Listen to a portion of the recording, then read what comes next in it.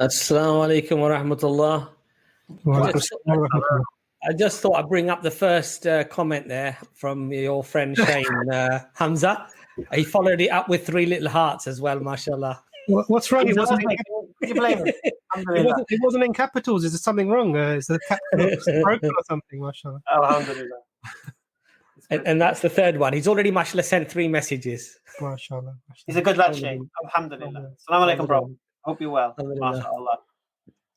Right, so we're back again with another perfect storm. Just for the people in the chat who never experienced it before, what's this perfect storm all about? So what we like to think is that each one of us here, each has our unique style when it comes to speaking about Islam, challenging Christians, atheists, and such. Now, I've been known to be the rough and ready one. Abbas is very nice, kind one, and Imran is a kind of in-betweener, and at the same time with all the clarity and the knowledge, mashallah. And a lot of times, if you watch some of our videos in the park, some people say, "Oh, I wish Hamza was there to rough him up a bit," or someone say, "Oh, I wish Abbas had been there with Hamza just to calm him down." I wish Imran was there with. So, alhamdulillah. So basically, the perfect storm is for inviting anybody on, whether you're atheist, Christian, agnostic, whatever you are, a witch, whatever it is, yeah. And we're going to scrutinize what you believe. So you'll come on, and we'll basically examine whether or not your belief holds weight. So, like I said, atheist, Christian, as such. I believe the link is in the description, if I'm not wrong, inshallah. So we invite anyone. We haven't got a pre-prepared guest this week, like we had Jason Burns last time. But alhamdulillah, anyone's welcome. One of the things that I wanted to touch on was the fiasco we saw in America, and how, you know, something like, I think 60 million Americans are evangelical Christians, and predominantly they're Trump supporters, you know. And a lot of them see Trump as some sort of Christian savior who's come to sort of free America from the atheists and the Muslims and the Muslimics, you know. What I wanted to actually just say was that, can you imagine if that was Muslims storming somewhere, what the headlines would have been? You know, they would have immediately, you know, gangs, Muslim armed, you know, gangs. Remember, they had to. I think there was about 3 or 4 or 5. I don't know how many devices that could have been explosive devices as well, by the way. And these guys were armed, and 5 people died. 1 police officer died, and 4 of the, I suppose you could call them the gang, the rabble, they died as well. Of course, which is unfortunate. Nobody's going to gloat on the death of anybody, but can you imagine the headlines that you would have had around the world if these were Muslims? It would have been because of Islam. It was because they were Muslims. It was because they were practicing. So the fact that these are church-going, many of them may well have been church-going Christians, that the religion is never mentioned. Yeah, it never is, is it? It never is. No. Always when it's a non-Muslim who commits a crime, his mental health is the first thing brought into equation. When a Muslim commits a crime, his mental health is not even considered. Amazing. Yeah. Yeah. Okay. Anime Key says, how can he join? The link is in the description, and I believe it might be. Is it in the comments as well, pinned? Usually Anas pins the link. So if you want to come on, we're waiting for you. Inshallah. Don't be afraid. You've got Abbas here. It's so nice. You've got Imran here, mashallah. Imran's probably nicer than I am, mashallah. Imran's not only the most intelligent, the most articulate, but the most knowledgeable, mashallah, the nicest out of all of us as well, mashallah. No, mashallah, your brother's he's an all-rounder, alhamdulillah. I think nicest has to go to yourself. No. With that smile breaks them. May Allah make me nice. Imran, how's your week been with COVID? And you know, any quick messages for the brothers and sisters out there just to be careful about? Sorry, I know you probably finished work like 5 minutes ago, and you're back. I'm asking you questions about it again. I mean, it's been busy. There's a lot more people having the symptoms that we associate with COVID. Seeing a lot of people struggling, having difficulties. Just really be careful. Just make sure that you're not, putting yourself at risk. It's all the simple, straightforward stuff. Socially isolate. Make sure you're washing your hands. if you're in a going to crowded area, wear a mask. The simple, basic stuff, and may Allah keep everyone safe and protect them. I heard we're in the epicenter, isn't it? I heard that Barking and Dagenham, where my shop is like the top. Redbridge is second. Yeah. The new strain as well. They reckon 1 in 15 people. Yes, it is shocking. And I think it's really transmissible, this new strain. It's just really surprising how fast it's taken off. I've spoken to families where one person has got it, and then like a few weeks ago I could speak to people and one person got it and they managed to isolate the rest so that everyone else didn't. And now it's like one person has it, and within the day everyone else is having symptoms. It's just subhanallah. My kids go to school in Redbridge, and my shop is in Barking. It's like, and even Newham is not far off down that list. It's very scary. Imran, have you heard about this new Brazilian strain? And they're saying that's a super, super dangerous one. Is that something that's worse than what we've got, or have you heard about that at all? I've heard it mentioned. I don't know too much about the specifics of it, but we don't really want this virus to get worse. May I make it easy, subhanallah. It's. I think Imran's frozen there. Am I frozen? Yeah, or was it me? I don't know. No, you seem to be fine to me. Is it just me? No, I think you're okay now, actually, alhamdulillah. Just so we don't get mistaken here, Muslims, this is not the stream for you right now. This is the stream for non-Muslims, because we're going to interrogate their beliefs. So if you're a Muslim, we're hardly going to interrogate Islam right now, are we?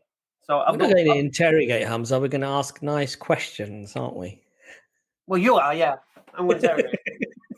So Abdul Ali, now's not the time for you, my brother. Okay.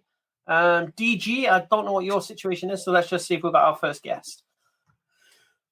Hello, Will. DG. Hello.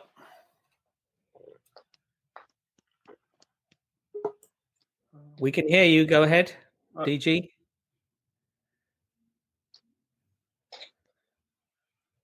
What happened there? I don't know. Okay, we got a Ryan. Okay. Let's see what Ryan's all about. Welcome, Ryan. Ryan? Is my speaker bad or something? All right. May, you're muted.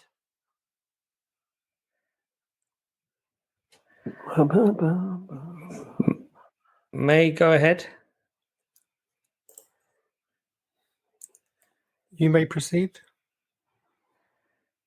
Hello, May. I think you're muted. You need to unmute yourself. No?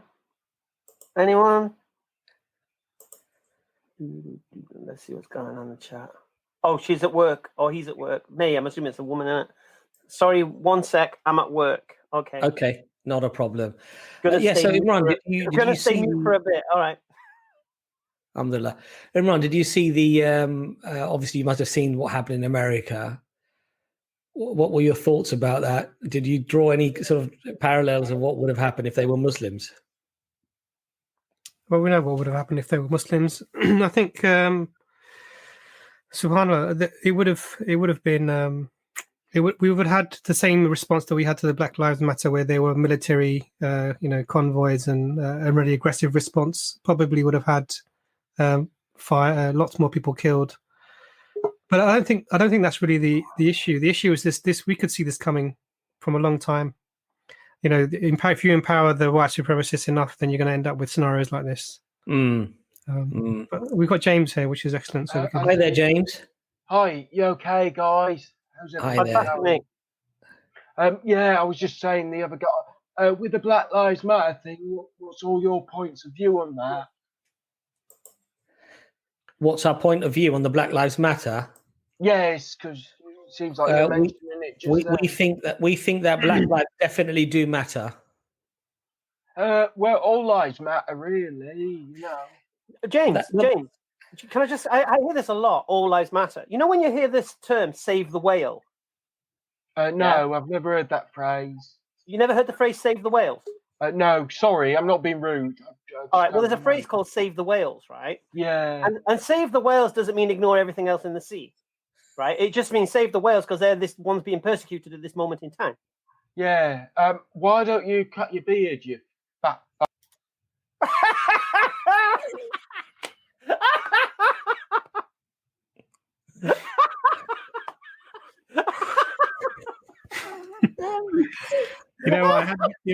From the voice, I knew that there was going to be something funny. Yeah, that is awesome. Yeah, I thought so as well.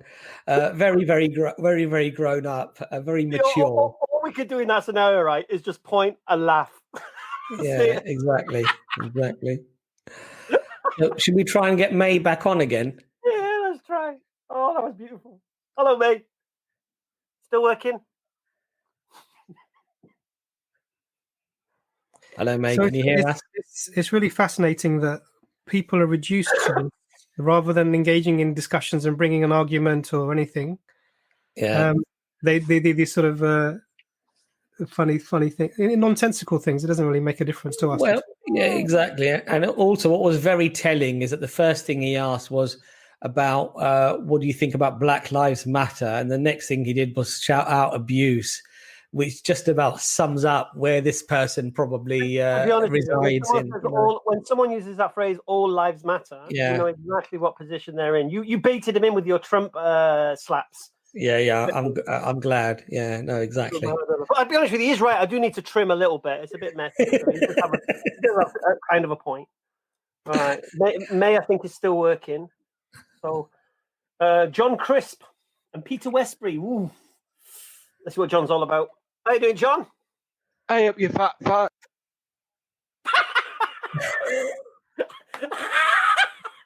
on, guys. What was all that about? I've no idea, Peter. I honestly have no idea. Who's he calling fat? Who's he calling fat? I think he's calling me fat. Not me. Did he call? I thought he called me fat. No, I don't think he saw you. You, mate. Don't worry. How can we help you, my brother? Do you know what the stream's all about? Yeah, Rafa, I just tuned in for a little bit, but yeah, you can explain it. All right, so basically, we invite people on like yourself, to tell us what they believe and why they believe it, with regards God, religion, and stuff like that. Okay, so is it God in particular, or who you believe, mate? If you're an atheist, you're an atheist, isn't it? Well, I got brought up a Catholic. Okay. I was baptized when I was about 2 years old, and yeah, I don't really believe in it anymore, to be honest. It's just the way I've been brought up now. My parents and my siblings still follow the religion, but I don't believe it. I think it's a load of crap, to be honest. Fantastic. So here's the thing, you see. You're here to tell us what you do believe, not what you don't believe. Well, I do believe that I believe that the earth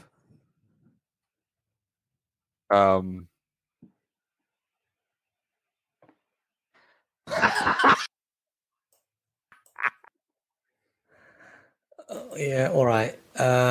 So we've got crazy Bulgarian, but I'm sure you're not crazy. Not completely. Not completely. How are you guys? Assalamu alaikum. Yeah, wa alaikum salam. How are you? All right. How can we help you? Can we have a name to call you? Because I think crazy Bulgarian is not probably going to be the nicest way of referring to you. My name is Alexander, or in Arabic you would say Sikander. Okay. So, Alexander, what brings you to the stream today?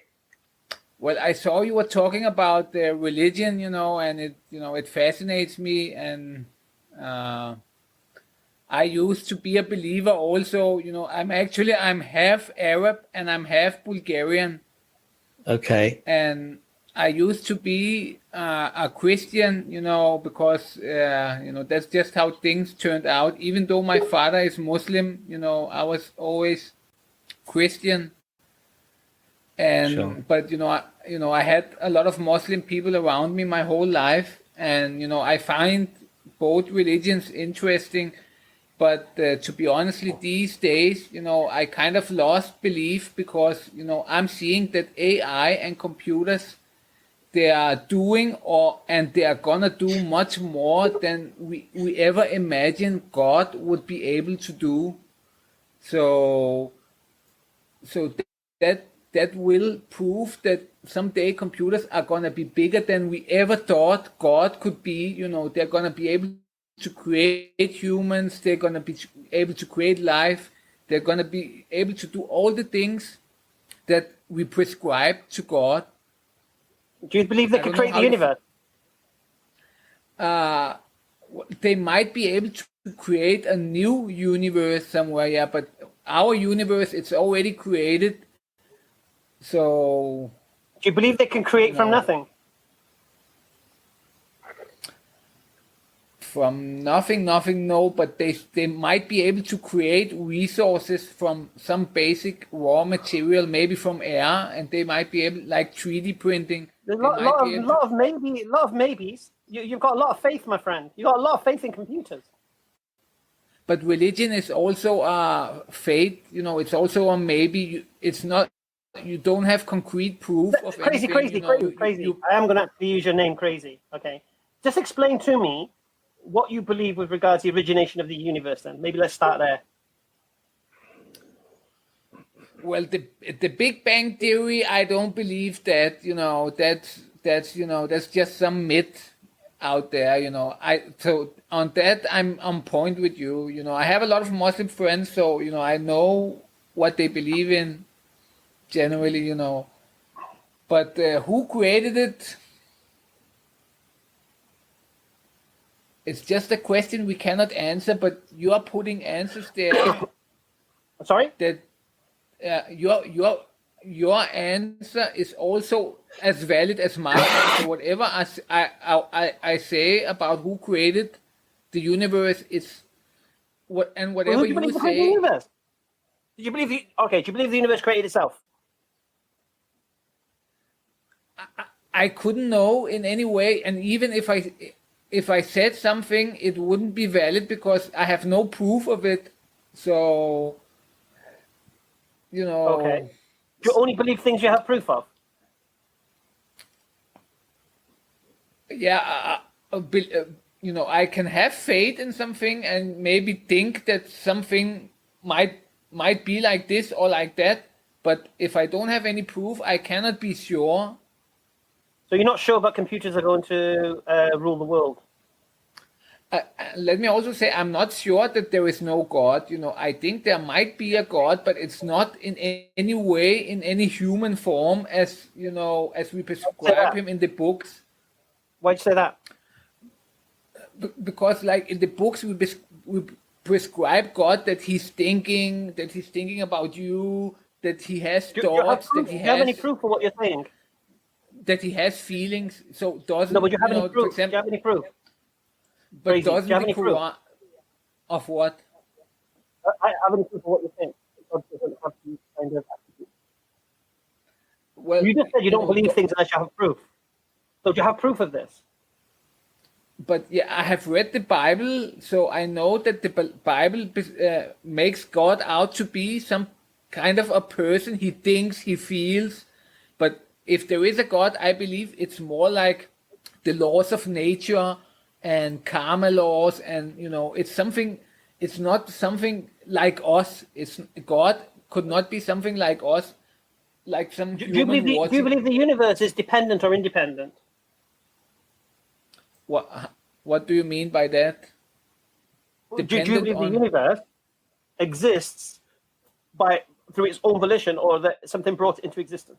It's dependent on something else for its existence, or does it need anything to exist? Well, I haven't thought about that. It could go both ways. It could be dependent on something, Well, how would you know? How would you know? You wouldn't be able to know in any way, would you? Okay, let me rehash and re-explain to you this stream. Yeah, you come on and tell us what you believe and why. Don't come on and tell us what you don't believe. Tell us what you do believe, and then what we'll do, we'll scrutinize it, and we'll determine whether or not your belief is justified or whether your belief is delusional. Okay, so another thing, I don't know if it's if I can bring it here, but I at one time I really believed that the Earth was flat, and I'm kind of still, there's a lot of proof that proves that the Earth is flat, and I don't know, and I have asked people, Muslims, what does the Quran say about the Bible? And they say that the Quran doesn't say neither round, neither flat. And some people say the Bible hints at it that it's flat, the Earth. What do you guys believe? Could the Earth be flat? Crazy, right? You're supposed to tell us what you believe, not ask us what we believe, and not tell us what you don't believe. Sorry, go on. But I'd like to just come in there for a second. So, Alexander, you raise a couple of points, or I suppose they're comments, really. You said that, AI will do everything that God can do. Are you aware what we believe God has done to be able to make that comparison? Yeah, so except for maybe creating the universe, then everything else, creating humans, creating organs, creating life, basically. Life, right, so that's what God. So you think that apart from creating the universe, AI will be able to create human beings from what will AI create human beings from? It could be some, like 3D printing, you 3D print an object, and the same way they will be able to 3D print with some kind of DNA material or some kind of material that's probably not invented yet, but at some point, So what you're saying is that AI might one day be able to create life from life by just rearranging that life. Is that what you're saying? Yes, somehow, yeah. But that's not like God, is it? That would not be like God, well, will it? Well, isn't it, when you have a child, then it's created from rearranging things in you and, your wife, some kind of... Yeah, but you're saying that, yes, but Alexander, but you're not saying a biological function of a man and a woman. What you're actually saying is that AI, a computer, will be able to create a human being by rearranging DNA in a 3D printer. Are you actually medically trained? Do you have any medical experience that this is even remotely possible? Because we do have a doctor who might be able to allude to whether such a thing would even be feasible. And I'll actually like Imran to come in there. But just before Imran does, the other thing you did mention is that you don't believe that God is like us. We don't believe God is like us either. So what we don't attribute our qualities or our limitations or our abilities and then superimpose them on the Creator. We believe the Quran very clearly says, وَلَمْ يَكُنْ لَهُ كُفُوًا أَحَدٌ, and there is nothing comparable to God Almighty. So if you imagine something, it's not God. It's out of your imagination, out of your comprehension, out of your faculty to reason. So a lot of the things that you've actually said, Alexander, we don't actually believe anyway. You're sort of maybe superimposing the Christian sort of understanding of God, which is this sort of human being like figure, which is millions and millions of times bigger than a human being with a white beard and a white hair and what have. We actually don't believe any of that. So that's why I'm sort of asking you, because a lot of the things that you're actually saying, either they don't resonate with what we believe as Muslims, or they don't resonate with anything that we know in science. But I'd like Imran to come in there if he would like to at that point. Yeah, I think, Alexander, thank you very much for your points of view. Obviously, they don't really make sense to me, if I'm honest with you, Alexander, because God, by definition, is uncreated and is the origin of the universe. And if you take something within the universe and say that will become God, then definitionally, it doesn't fit in with what we understand God to be. So imagine you had something in the universe, like say your AI robots in the future who are able to 3D print life. Because they are themselves created and they are using material within the world to make other things made of material, they don't fall under the definition of creator anyway. To do that, there'd have to be an uncreated being that was the origin of any universe, or the universe to start with, which, so this is why it doesn't really make sense what you're saying. So we appreciate that, but do you have any, you don't seem to be providing any evidence apart from, you said that whatever I say is the same as what you say. I am, because I see kind of the religions, they're kind of similar. So maybe I was wrong on that point. Maybe Muslims, they don't see God as some kind of a bigger human, or maybe I'm wrong on that point.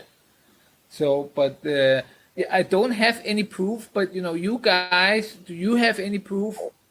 It's the same, as a religion. My point is just my thoughts, my feelings, and and the same with religion. There's also a book. Usually in religion, there's a book and there's thoughts and there's feelings. I feel that God exists. I believe in Him. Crazy. But, there's It's been real. No real. It's been real. Crazy.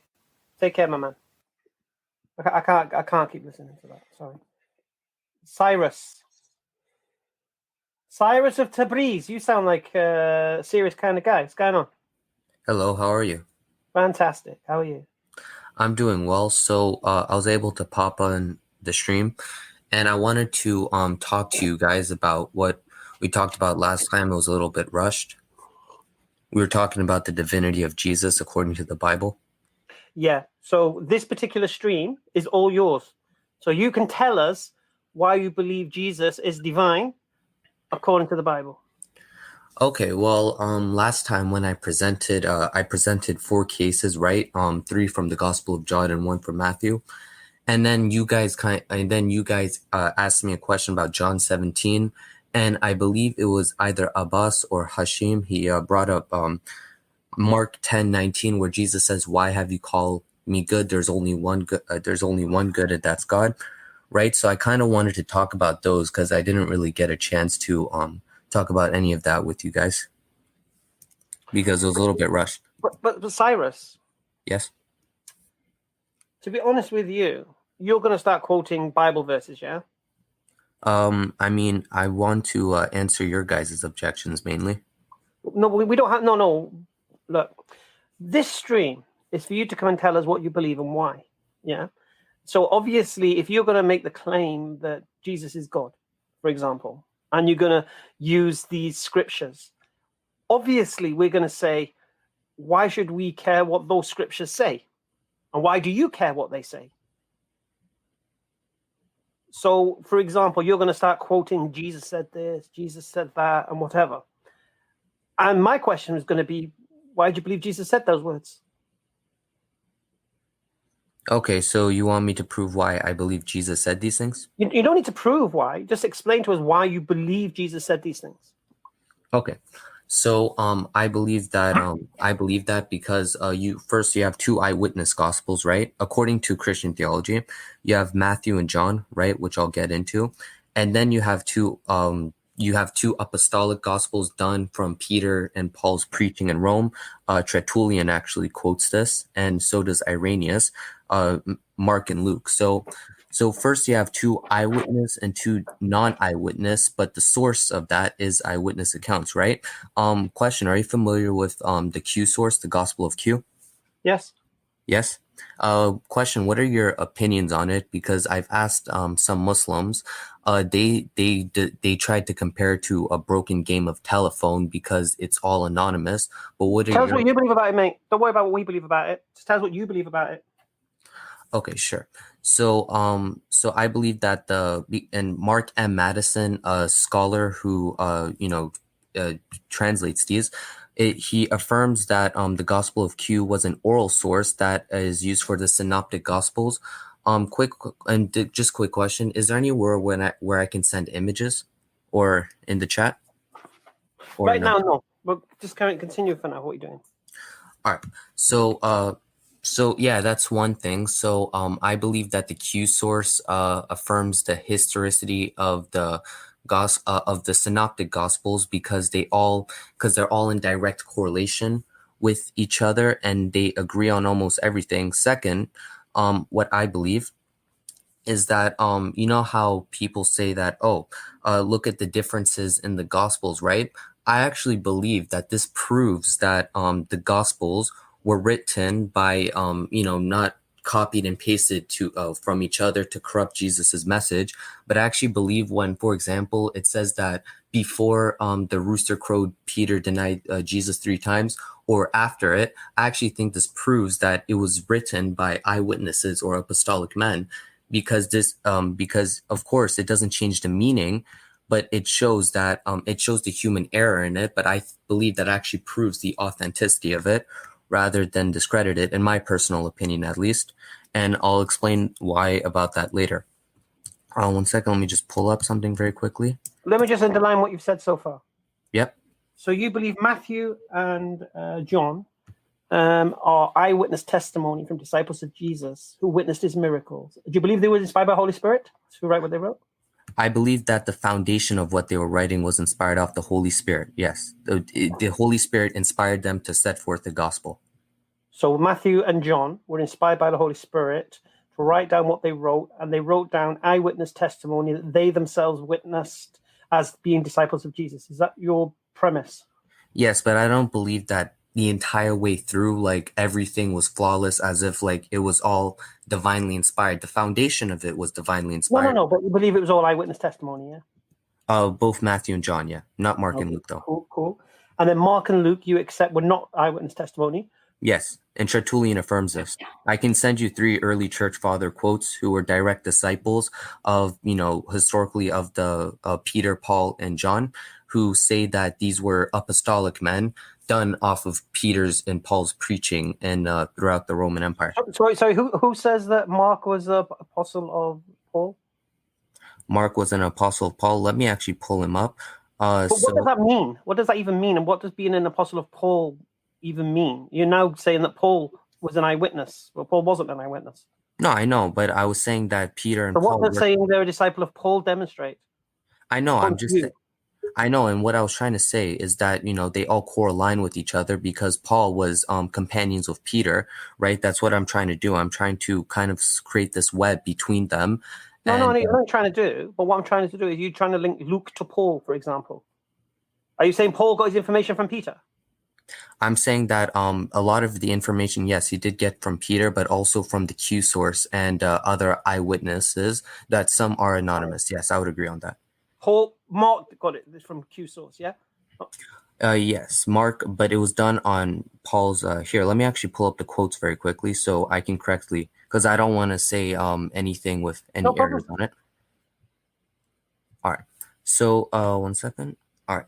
So this is what Irenaeus said in 180 AD. He said that Matthew wrote a gospel among the Jews in their own style, while Peter and Paul were preaching in Rome. And I'll go to a chart that it talks about, the discipleship of each of them. Mark, the disciple of Peter, handed to us the preaching of Peter, the gospel of Peter. Luke, a follower of Paul, set forth a gospel. So Luke was set forth the gospel.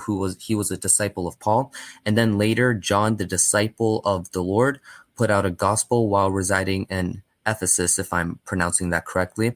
And personally, I believe I believe that the Gospel of John is, and all of them, but I believe especially the Gospel of John is historically reliable, because we have early fragments and manuscripts of it only 20 to 30 years after it. And in the world of ancient literature, as many scholars, both atheist or agnostic or... Okay. Yep. Yeah, just on this point. Yep. What do you think a fragment of the Gospel of John demonstrates? I was relating this to Papyrus P52. It's yeah. from So what does it prove? It proves the trial of Jesus. But how does that prove the Gospel of John is written by a disciple of Jesus? What do you mean exactly? Well, you said we know the Gospel of John is historical because you've got a fragment. How does one fragment of a gospel make the whole gospel historical? Oh, no, I'm not saying the whole gospel. I'm saying that I'm talking about this, and I was going to get to that when it comes to the trial of Jesus. And I can link you a source on this in the private chat. So that's what I was getting to. And then I was going to get into the gospel as an entirety. I'm like taking baby steps on this. You said we know the Gospel of John is historical because we have P52. So I'm trying to understand why having a fragment of a gospel of a manuscript proves or demonstrates that the whole of the gospel is historical. Oh, my bad. My wording was bad there. That's not what I meant. Oh, That was my bad. All right. I think we've got enough to go on right now, if you don't mind. Do you think that's enough to get teeth into, Doctor?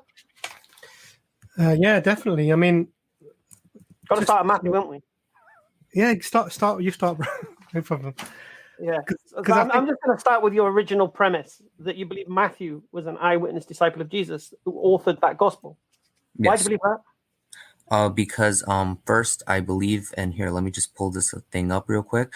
But while I'm saying that, because early church fathers because the disciples of Christ, they all knew each other. And then they had their own students, and they all affirmed that Matthew was written by Matthew in the late first to early second century.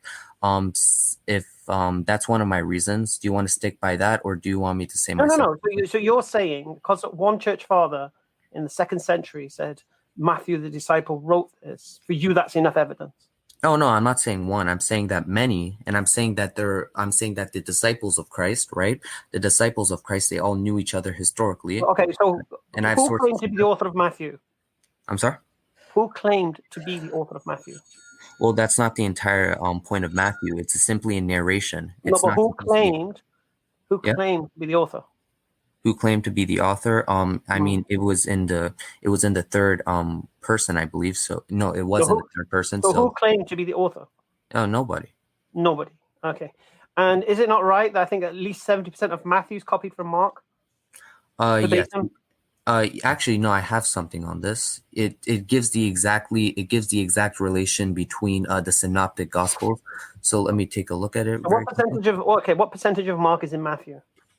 I'm just double checking very quickly. I believe you. I just want to look at it for myself real quick. I think I was being generous with 70%, to be honest. much more than that. It is more. I think it is more. 1 second. When it comes to Matthew and Mark, it's about 76%. Actually, no, it's above 70. Yeah, it's around 76 to 80%. It's a little bit of a confusing chart, but it's around that number, that diagram. Just reading, 97% of Mark is found in at least one of the other two synoptic gospels. 97% of what's in Mark, right? Now, here's the thing. Here's the problem I've got. Yep. According to what you've said, Matthew was at the party, Mark was not, yeah? Yes, Mark was not an eyewitness. Mark was not at the party, Matthew was at the party. Yes. And yet Matthew's asking Mark what happened at the party. That's my problem. I'm sorry? Okay. Matthew is not at the party. Matthew's at the party according to you, yeah? Yes, he's an eyewitness. Mark isn't at the party, yeah? Okay, sure. Right. Why is Matthew copying from Mark and asking Mark what happened at the party when Mark wasn't there and Matthew was?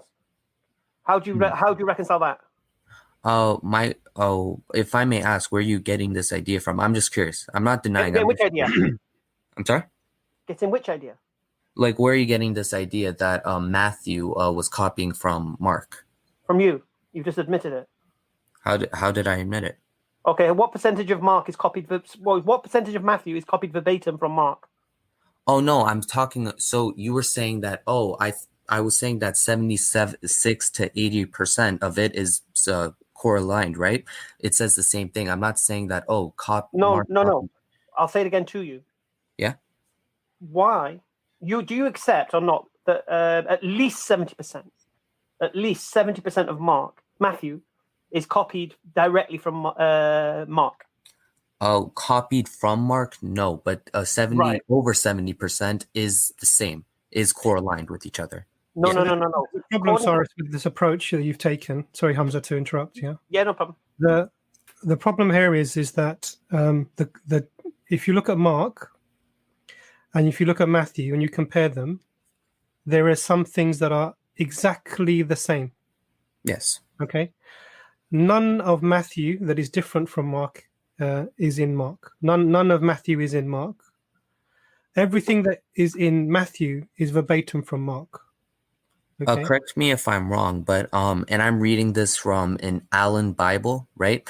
It states that the Gospel of Matthew historically is earlier than Mark. If in maybe this specific Bible could be wrong. Okay. So is that true? Let's take something a step back. According to biblical scholarship, Mark is the first gospel written. Mark is the first gospel. Okay. And Matthew then is 10 years later. Okay, and 1 second. The thing I'm looking at, and it's from my own Bible. It says every Bible starts with Matthew, Mark, Luke, and John. But Mark is the original Bible. He's the first book. Oh no, but my Bible, like at the beginning, it gives like the exact date when it was written. Okay, so which date was Mark written?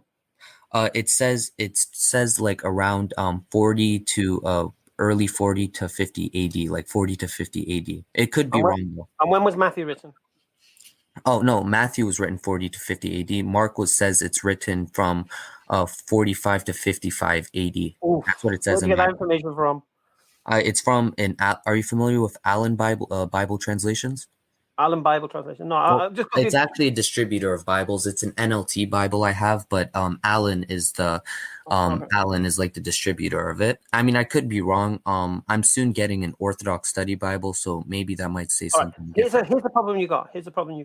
Majority of Christian scholarship, first of all, say the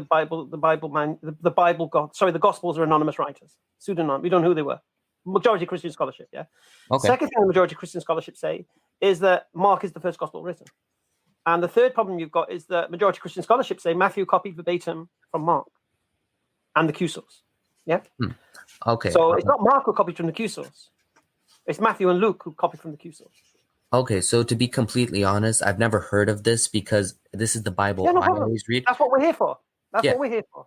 And so there's a couple of things, yeah. So there are different theories. I mean, you've mentioned Q, but actually there's different theories of where the Gospels came from. So there's this idea that Q and Mark were first, and Matthew is a combination of Mark and Q, and Luke is also a combination of Mark and Q. That's the two source theory. Okay, so the two sources being Mark and Q. There's actually a fourth source theory as well, and that's where you have Mark, Q, and then two other Gospels that are thought to exist, which are called M and L.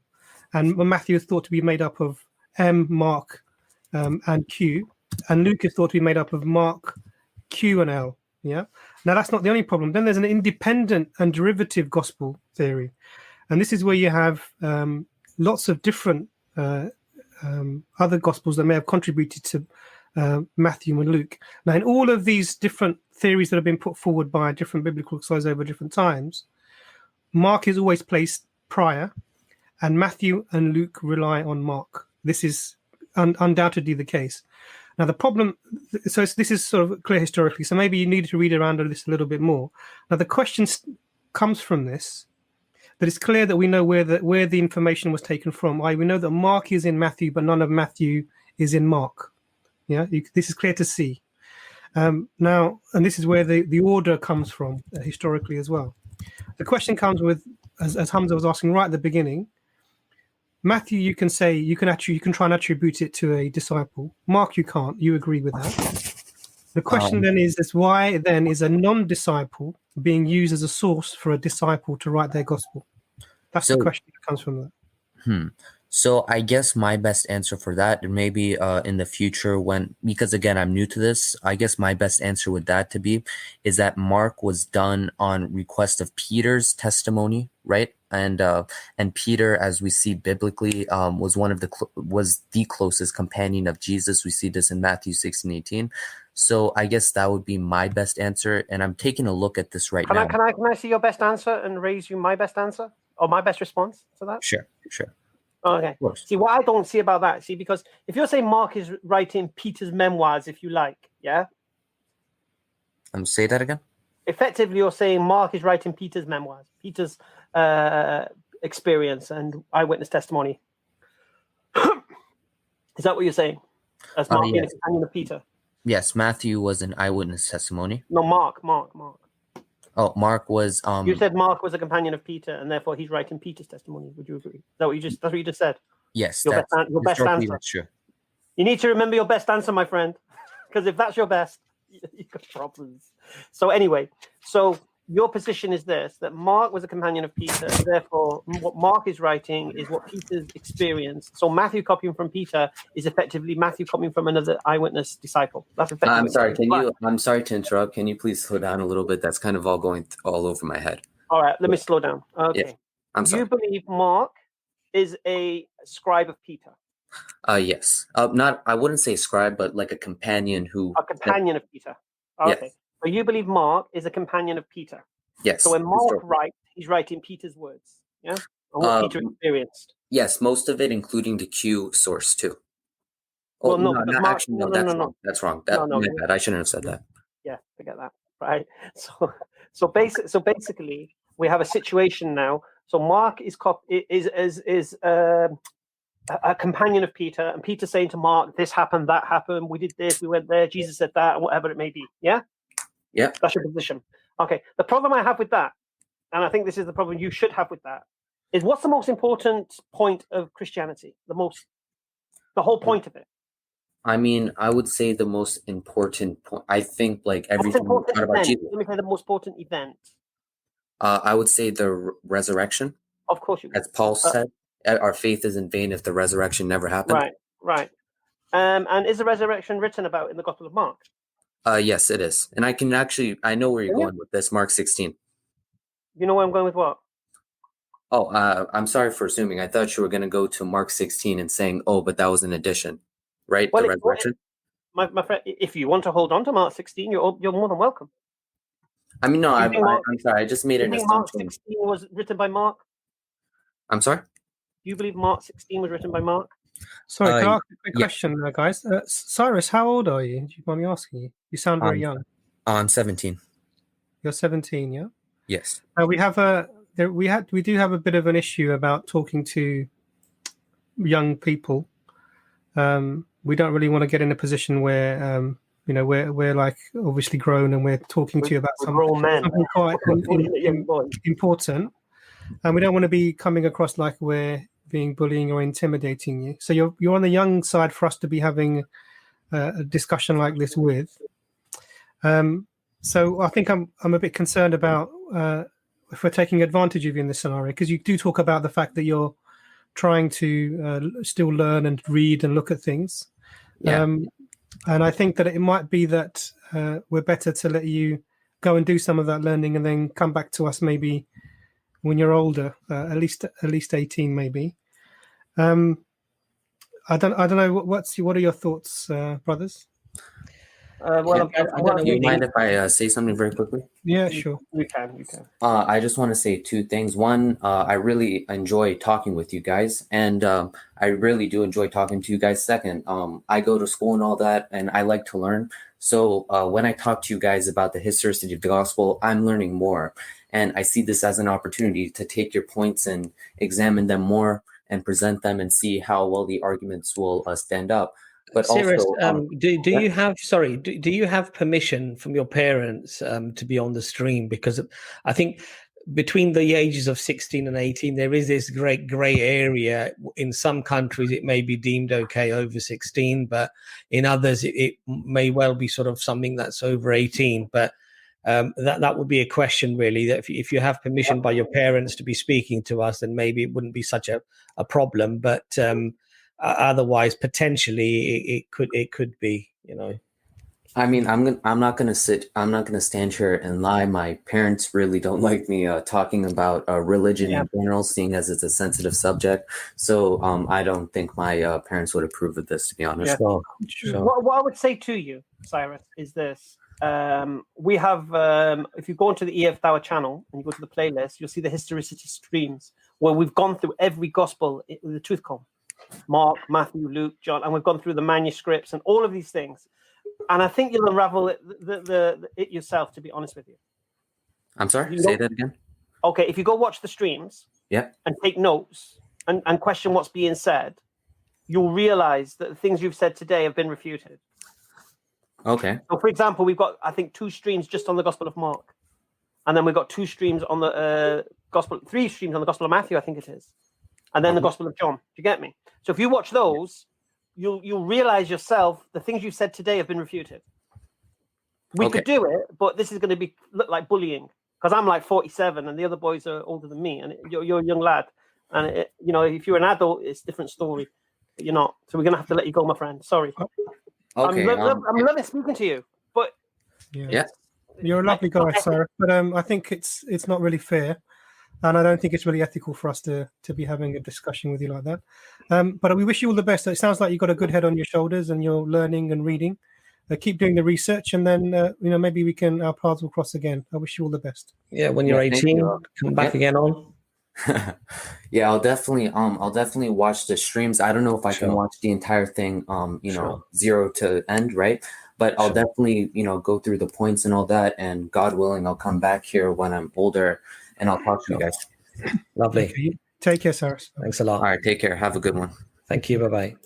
Bye. I mean, one of the things that I did want to mention, but obviously because we found out that he's 17, I stopped myself. But I mean, this whole question about the Bible being the preserved word of God is a debate and a discussion that has been had so many times now that I really think that you just have to be a very faith-driven, individual to actually even believe such a thing.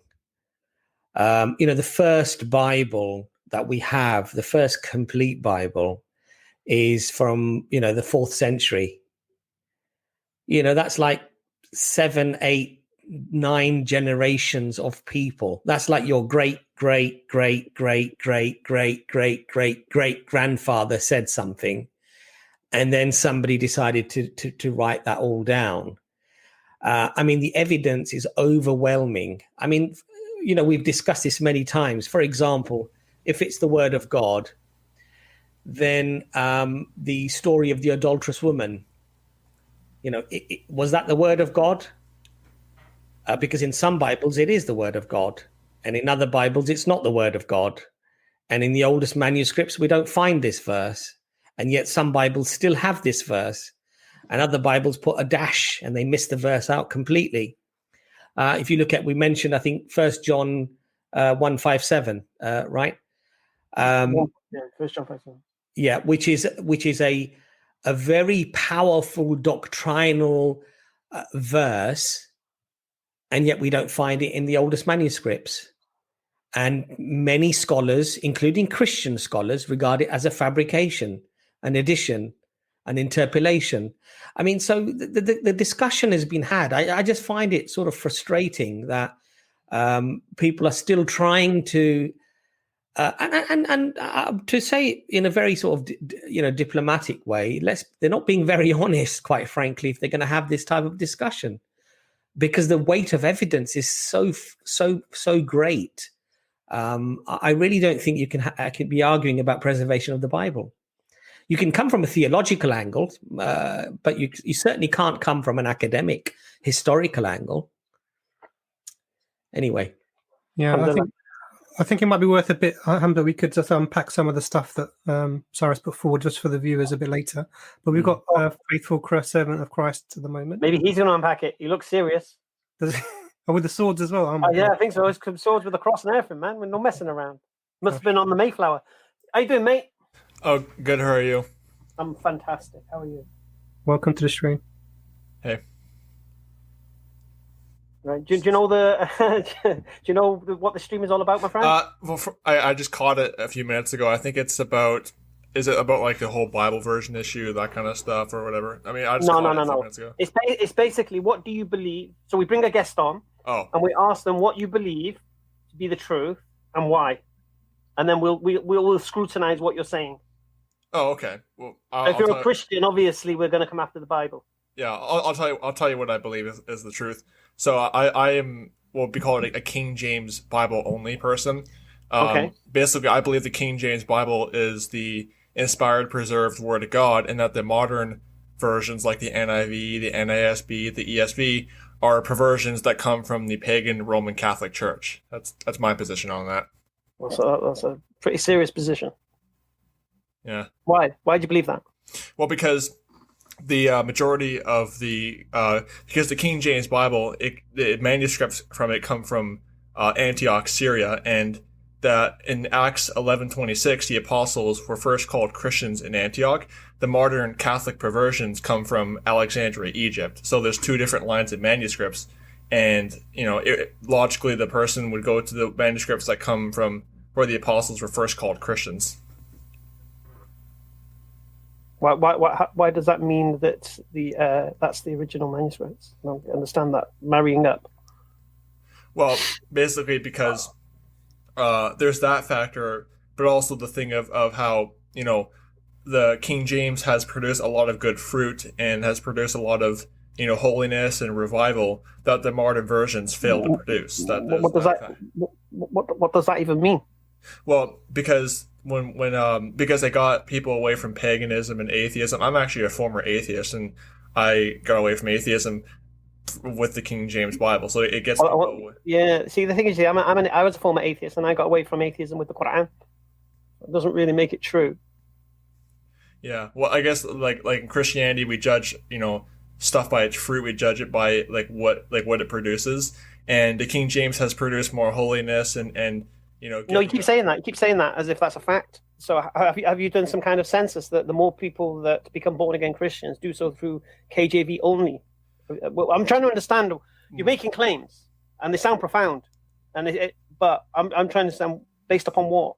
Because a lot of the modern Catholic perversions, a lot of if you actually want to sin, you can pick a modern version and it will give grounds to a certain sin.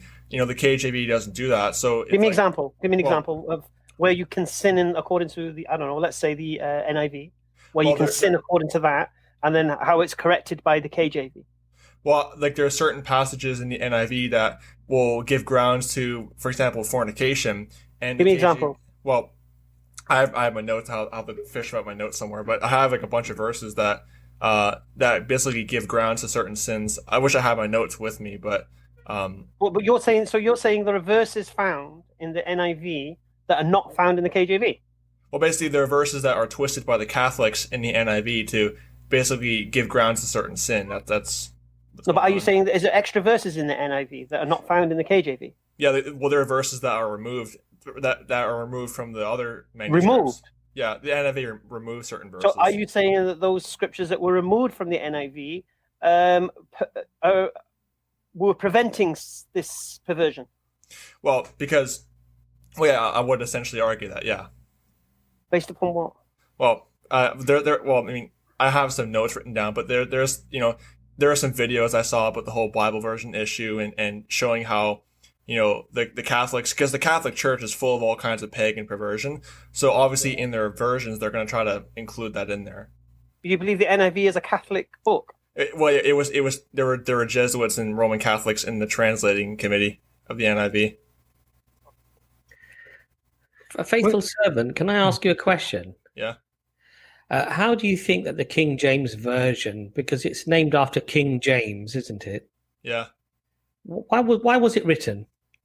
Well, because what was going on is that the Catholics, they were burning people at the stake, preventing them from reading the Word of God. So the translators of the King James wanted to get the Word of God into common vulgar tongue.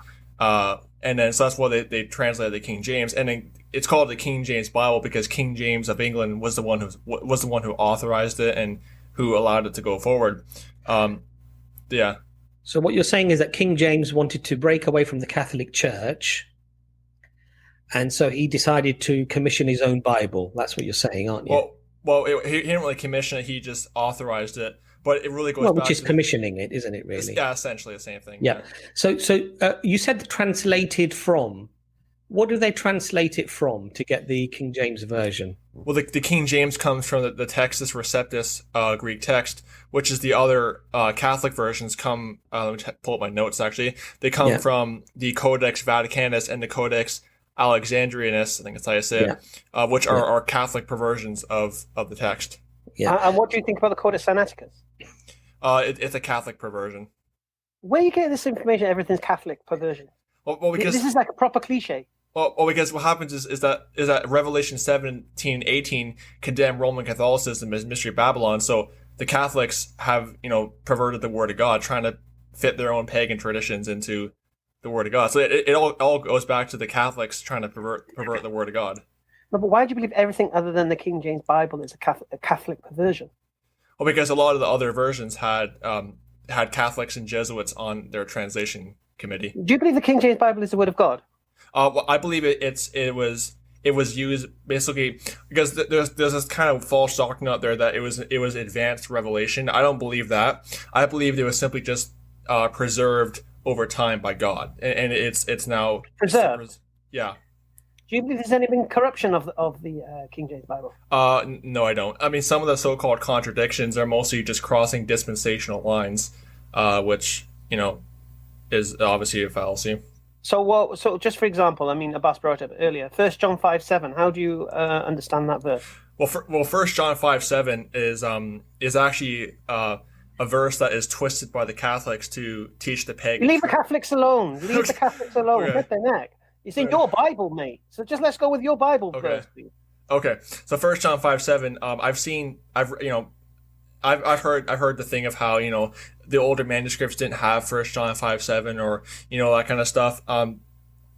I've seen arguments on both sides. 1 John 5:7 is an interesting verse because some of the modern versions change it to Did you hear my question? Yeah. What did I ask you?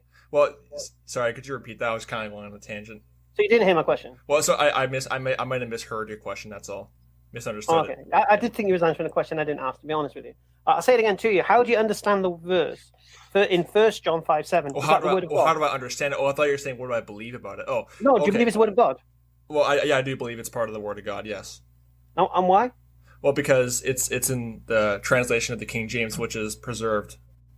They're preserved. Okay, is it in the original Alexandrian the Antioch manuscripts that you follow? The Textus Receptus, I believe it is. Yeah. No, the Textus Receptus is translated from the 6th century manuscripts. Yes. Yeah, the Textus Receptus was one. Right. So in those 6th century manuscripts, is 1 John 5:7 in them? I believe so. Yeah. But it's not. Oh, it's not. No. Oh. Now the earliest that it appears, I think, is 15th century. Yeah. And that's the problem. You see that there's a couple of problems actually with the scenario. Not to bash Catholics as much as you do, but weren't Catholics until you had the King James version of the Bible? Was there any other way to access the manuscripts of that were known amongst the people, or not? Well, not to get off with the Catholics, but they were trying to prevent that from happening. But there were Bibles prior to the King James that I believe were also preserved and inspired by God. But the King James is because a lot of the modern versions have to compare themselves to the King James. So that, which Bible do you say prior to the King James Bible was preserved? Well, I don't have no off the top of my head. I don't have the best memory off the top of my head, but there were. Oh, but these are foundational beliefs, aren't they? Well, yeah, I mean, do you accept if somebody can add verses to the Bible, then it's not been preserved? Well, I mean, that's what the Catholics do. They add verses. No, but that's what your King James Bible has done. I don't think so. I mean, what it has done. Because 1 John 5:7 is not in the 6th century manuscript, so someone's added it.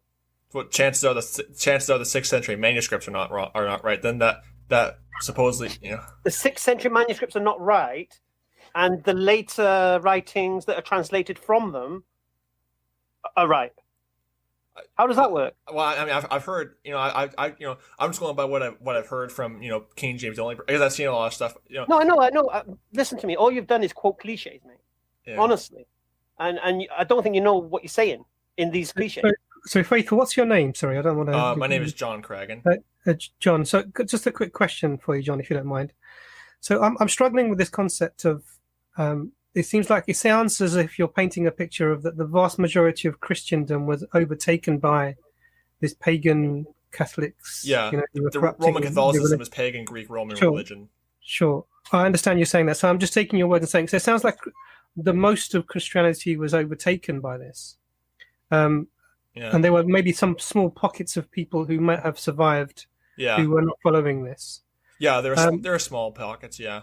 Yeah, and then. Only when the translations were made, and when were the translations made of the King James? What, 16th, 17th century? It was from 1604 to 1611. Yeah. So that's 17th century, and it's only then 17 centuries after Christ that somebody went back and did a translation of what you say are authoritative translations. So, I don't understand why you would. How is it that you believe that the religion was preserved in any way? For 17 centuries, people were following, as a vast majority of Christendom were following what you would say is paganism. Yeah. Well, there were the small amount of true believers that didn't accept the pagan traditions of Rome, but a lot of them were suppressed. A lot of them were illiterate. They couldn't read. So there was a lot of suppression there that happened, which contributed to there not being a translation of the word of God for a period of time. And there's all kinds of problems.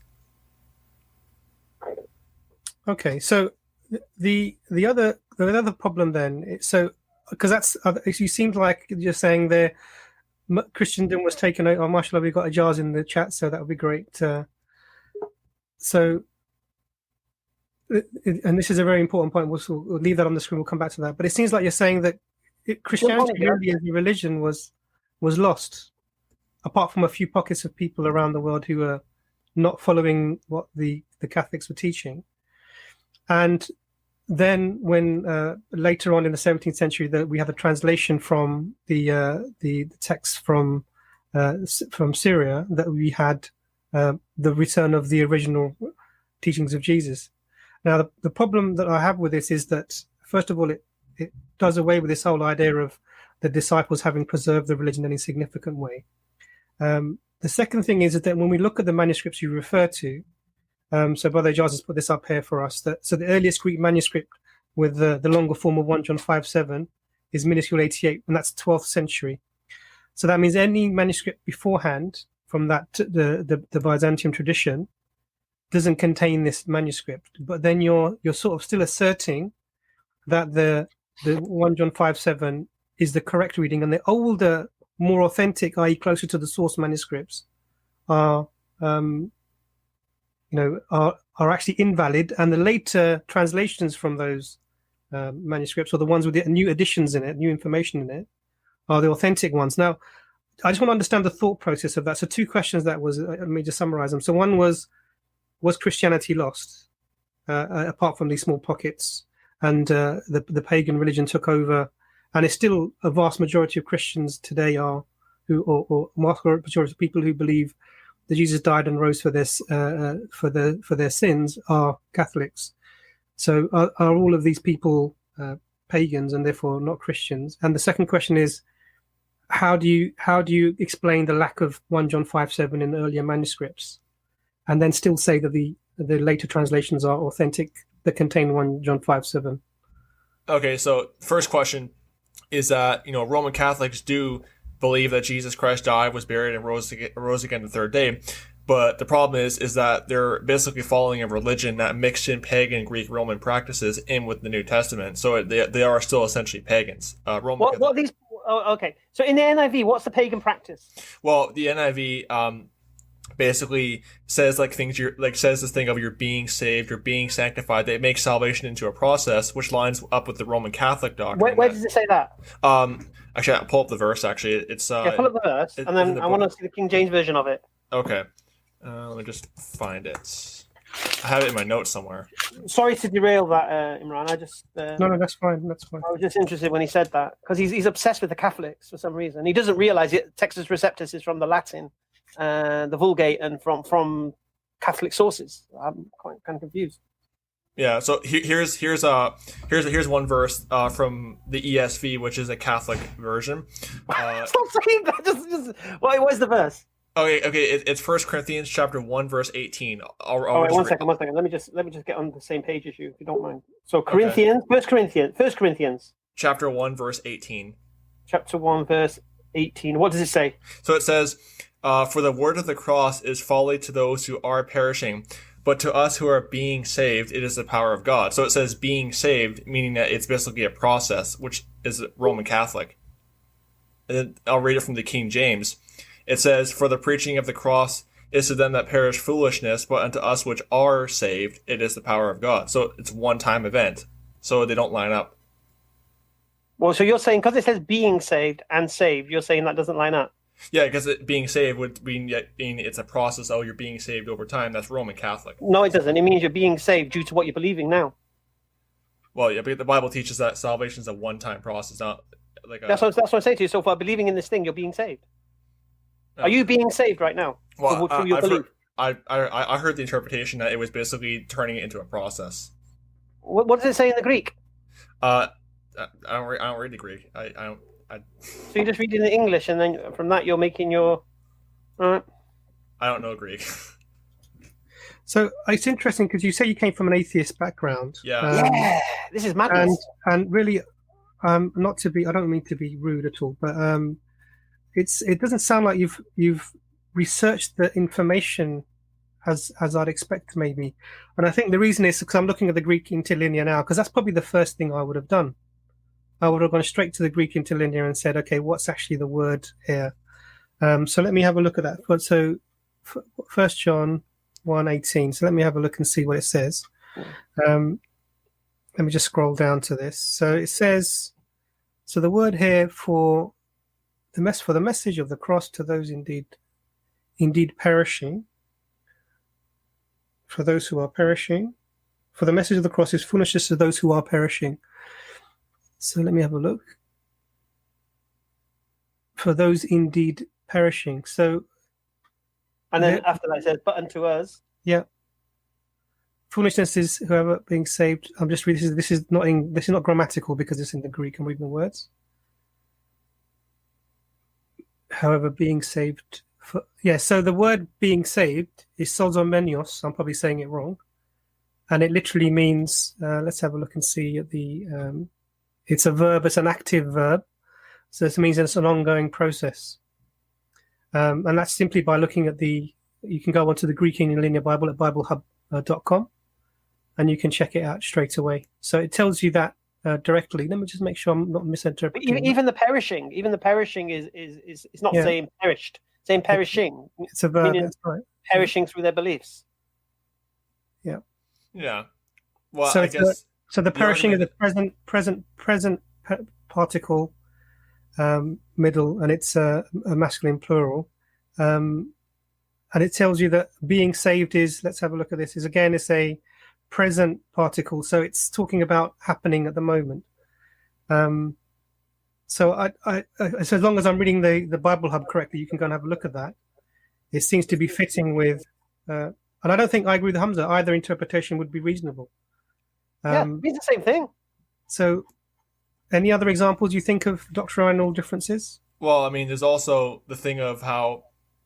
Well, that's really kind of the only one actually. There are other minor ones. That's it. Yeah.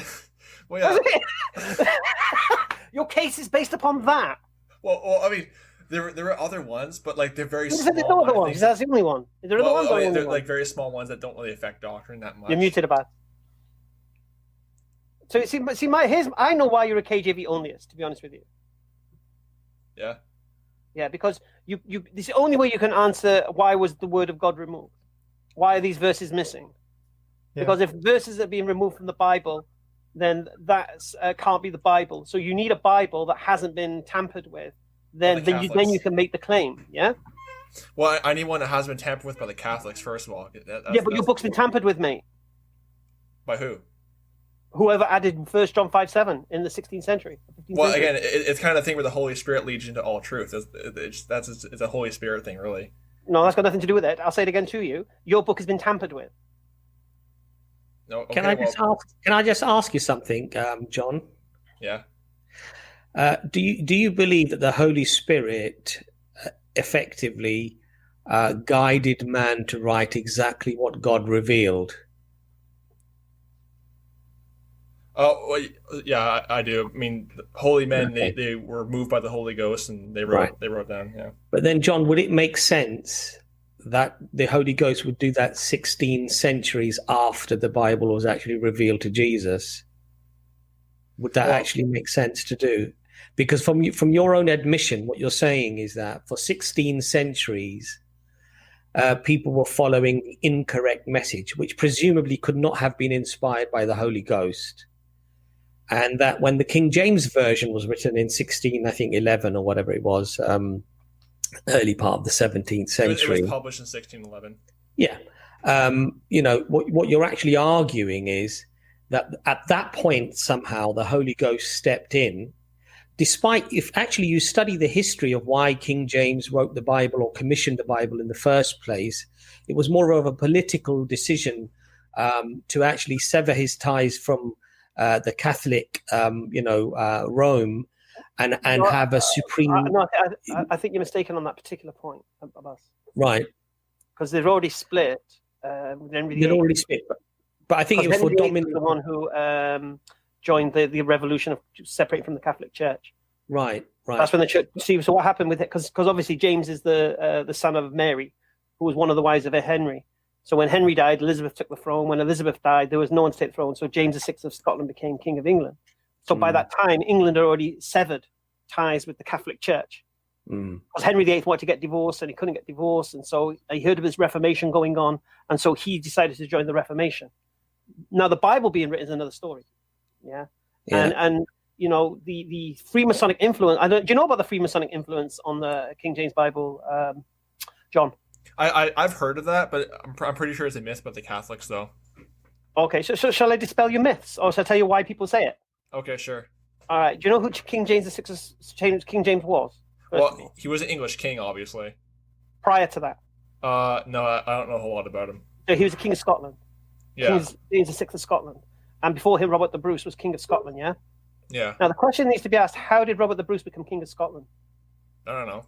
Okay, so it goes back to the Crusades, and it goes back to the Knights Templars. Yeah, they're Masons. Right. So the Knights Templars were in the Crusades, and they went under the Temple of Solomon and apparently found all these scrolls and such. And they were excommunicated from the Catholic Church. Yeah, they're a Satanist. And they were hunted, and they sought refuge where? I don't know Scotland. where. Scotland. Oh. So when the English fought the Scots at the Battle of Bannockburn, there was crusading knights fighting on the side of the Scots. And that's how Scotland won their independence. And then Robert the Bruce became King of Scotland. And then obviously King James VI became King of Scotland. By that time, the Freemasons had control of Scotland and through the Knights Templars. And then when Queen Elizabeth died, she had no heirs. And so her sister Mary, her son, King James VI of Scotland, was the next heir for the King of England. So the Freemasons took control of England at this point. Yeah? So we now have the first Freemasonic King of England. And from this point onwards, if you look at who edited the King James Bible, it was a guy called Sir Francis Bacon, who was top Freemason. For 1 year, it was edited by him. So this is the influence that is on that particular scripture. I don't know if you're aware of it. Because I've had people tell me the NIV is Freemasonic. And I'm shocked when KJV onlyists tell me the NIV is Freemasonic when there's claims about their own scripture that they're clinging to be Freemasonic. Yeah, well, the argument goes is that the Holy Spirit can have useful idiots to do things for him, So can I answer this? The Holy Spirit can have useful idiots to do things for him. Do things for him. So it's like they may have been a Freemason. Who told you the Holy Spirit could have used useful idiots to do things for them? Well, because yeah, they may have been Masons, but the Holy Spirit still used them as like useful idiots or pawns. No, where'd you get this idea from? The Holy Spirit uses useful idiots. Well, I heard it from a pastor named Jason Cooley. Right. So here's your problem. You see, you're listening to people without verifying what they're saying. But these are people who study. You've come from atheism. You're seeking spiritualism. You've picked up on this beautiful Christian. Everyone thought you're fantastic, supported you, and this is where you've got to. But the problem is, you see, you've come to our stream now, and I used to be an atheist. Alhamdulillah, now I'm Muslim. Yeah. And what we do, we pick apart. Now, to be honest with you, we've been kind of easy on you because we're just messing with the KJV Bible. I mean, we could talk about the doctrine of atonement. We could talk about original sin. And why is the need for a crucifixion and a resurrection and all this thing? Because you believe that, isn't it? Original sin is actually a false Catholic doctrine. I don't believe it. So you don't believe there was original sin? Well, I don't believe the original sin because it's a false doctrine from the Catholics. I don't believe it. So so you don't believe original sin then? Well, not in the sense of the way they put it. So what sense do you understand it? Well, basically, man is born in sin nature because original sin, it says that we inherit the exact sin that Adam did, which is not true. We inherit a sin nature because of Adam, but not the exact sin he did. That's what's the difference? Why why do we inherit the sin of Adam? Well, because he gave human beings a sin nature from disobeying God. Right. So what do you think original sin is? Well, original sin says that we actually inherit the exact sin Adam did, which is eating the fruit of the tree. That's a false doctrine. Where does it say that? I read it in the Catholic Catechism that they state that. No, but where does it say that? What, in the Catholic Catechism?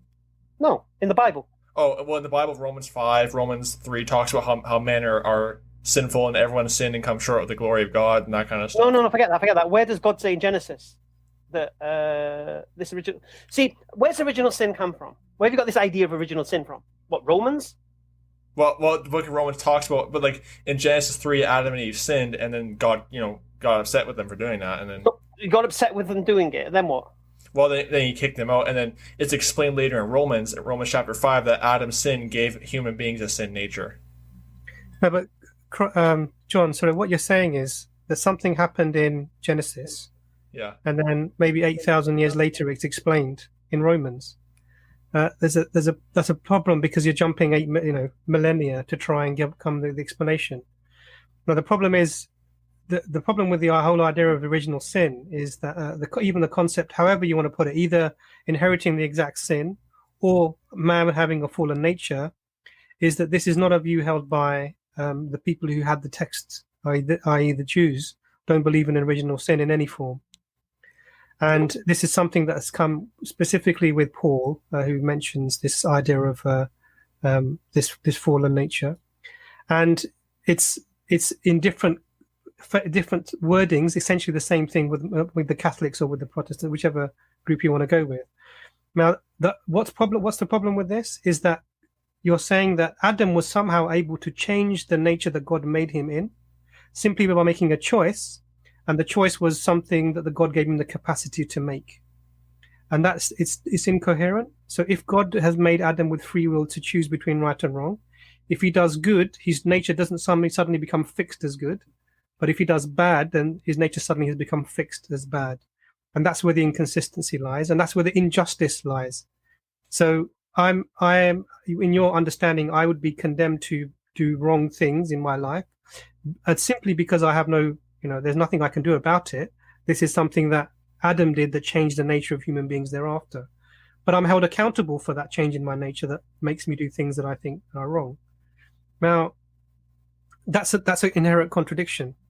But I wanted to, so I'd like you to respond to that. But I know I've asked you some questions before, but I just wanted to say, do you accept any of the writings of the patristic fathers at all? The church fathers are all Catholic heretics. I don't accept them. They're all pagans. You hate all the Catholics. All of them. Yeah. A lot of them were for a state enforced religion. They were all Catholic pagan heretics. So all the church fathers were Catholic pagan heretics. Yeah, they believed in Catholic heresies. They were not Christians. Wow. Right. So, are you sure that's the final answer on this position? Well, yeah. You've got a huge problem if you throw all of the church fathers under the bus, don't you?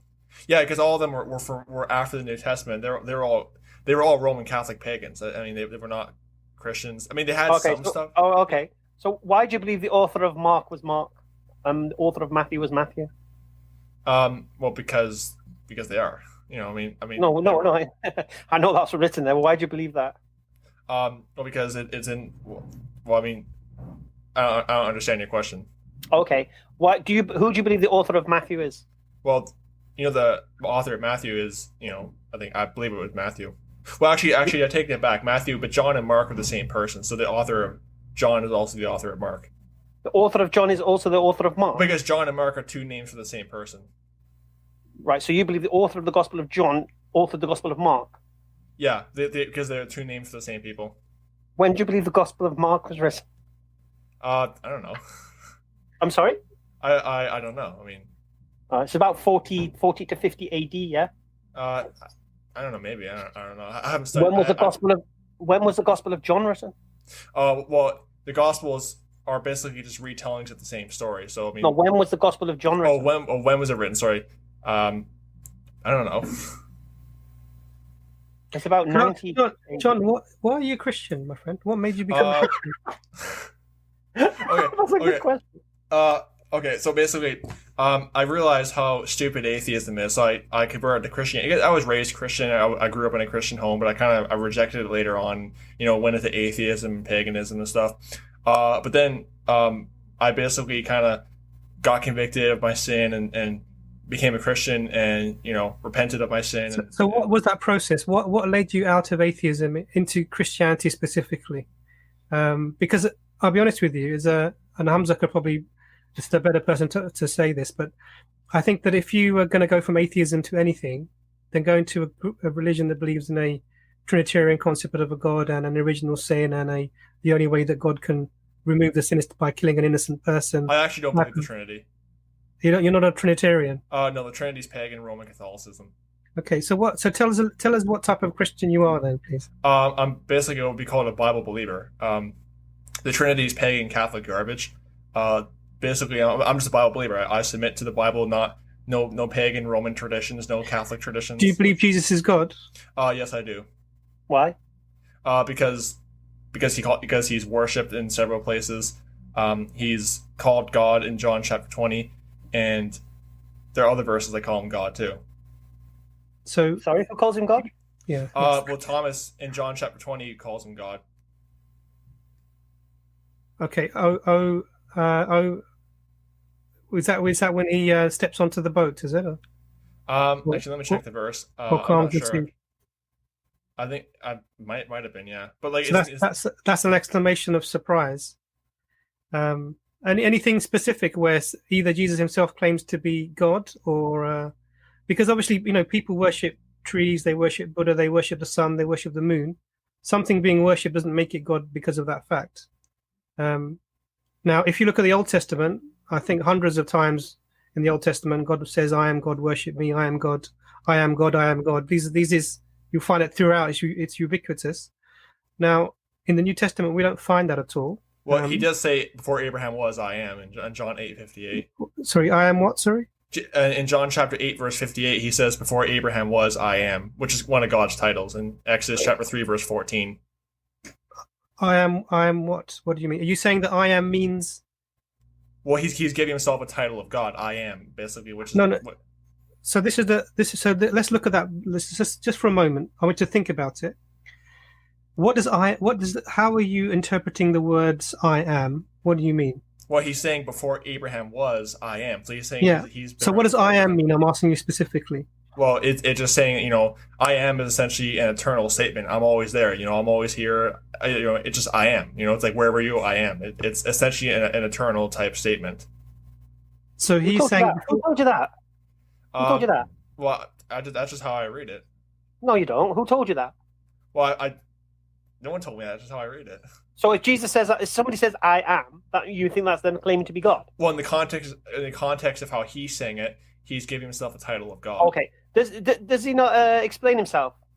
Well, the context, he's arguing with the Pharisees, but then once he says that, the Pharisees attempt to kill him because they say, "Oh, you're calling yourself God." So even why didn't they kill him?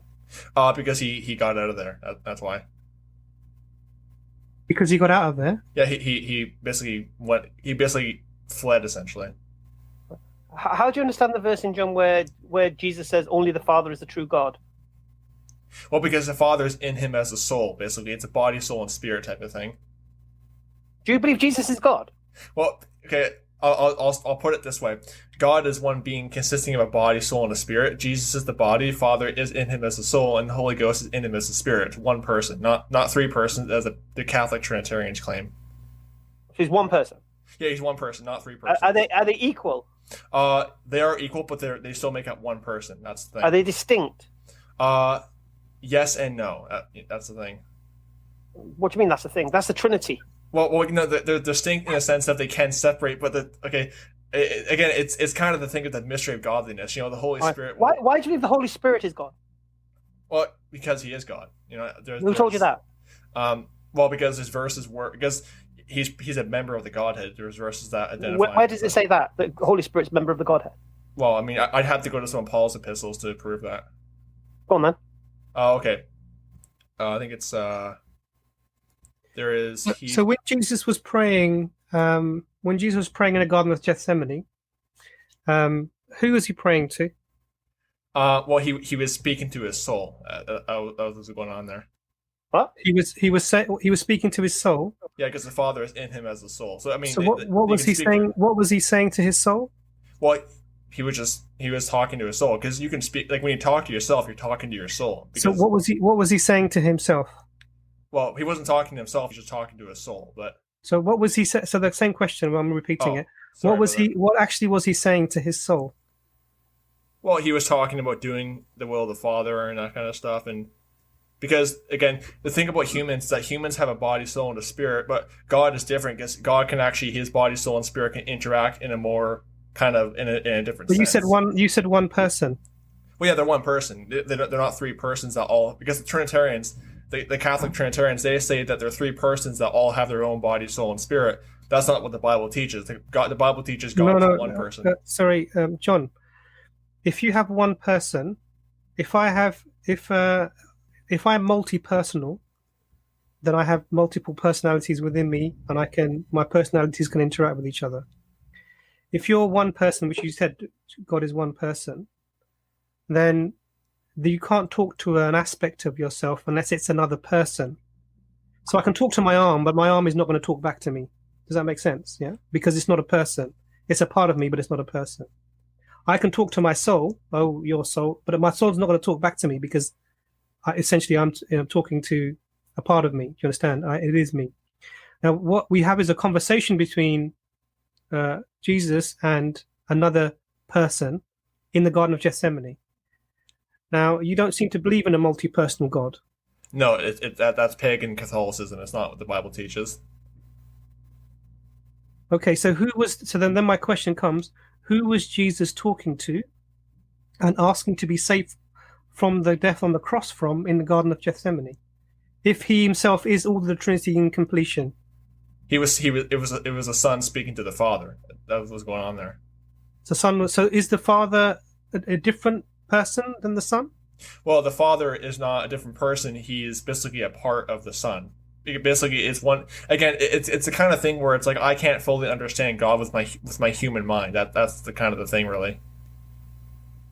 No, I see. The thing is with this type of statement, my brother John, is that it sort of it doesn't mean anything. We're not saying understand God in his entirety. We're saying just explain what's happening, because you have a conception that it doesn't fit into the conceptions that other Christians have. You put something of your own. You're saying that God is one person, the Father is the soul, the Spirit, the Holy Ghost is the Spirit. Yeah, and then the body is Jesus. Jesus Christ, yeah. But you're saying all of these is one person. Well, they all make up one person, not three persons. Is that? So when Jesus said in the Garden of Gethsemane, "Not as I will, as you will," he's talking about two different wills, or is he talking about one will? He was talking about the Father's will. Okay, so does the Father have a different will than the Son? Yes, because there is a sense of distinction, as in the sense that they can interact with each other, they can have different wills.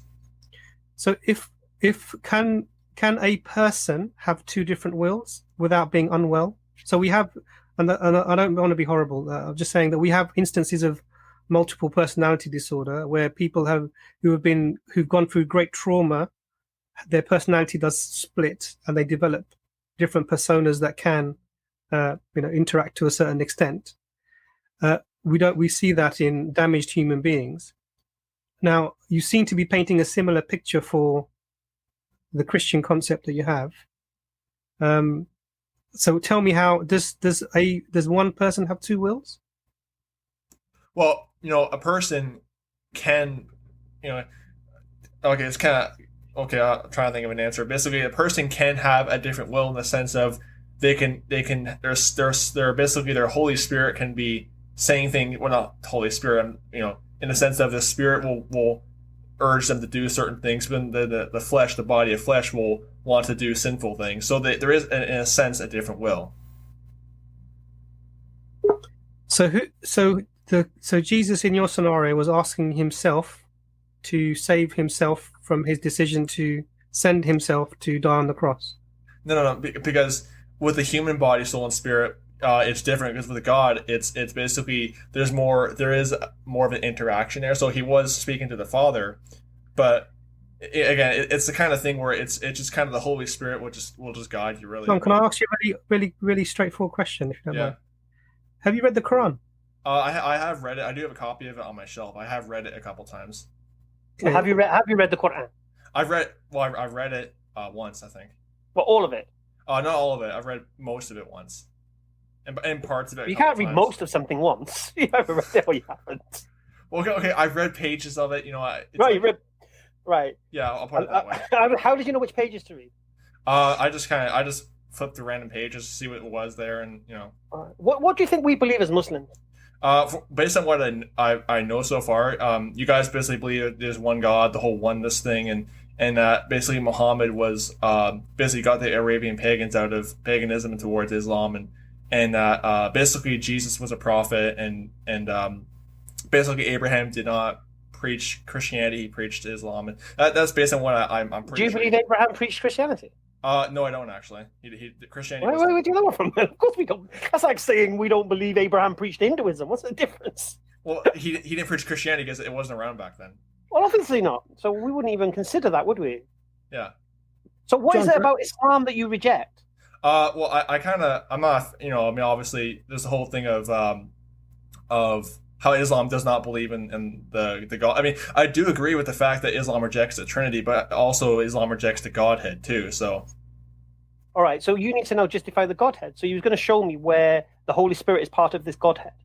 Yeah. Well, I mean, I could if I ever find my notes in the pile of stuff I have. See, here's the thing. It took the Church Fathers 400 years for the Holy Spirit to become God.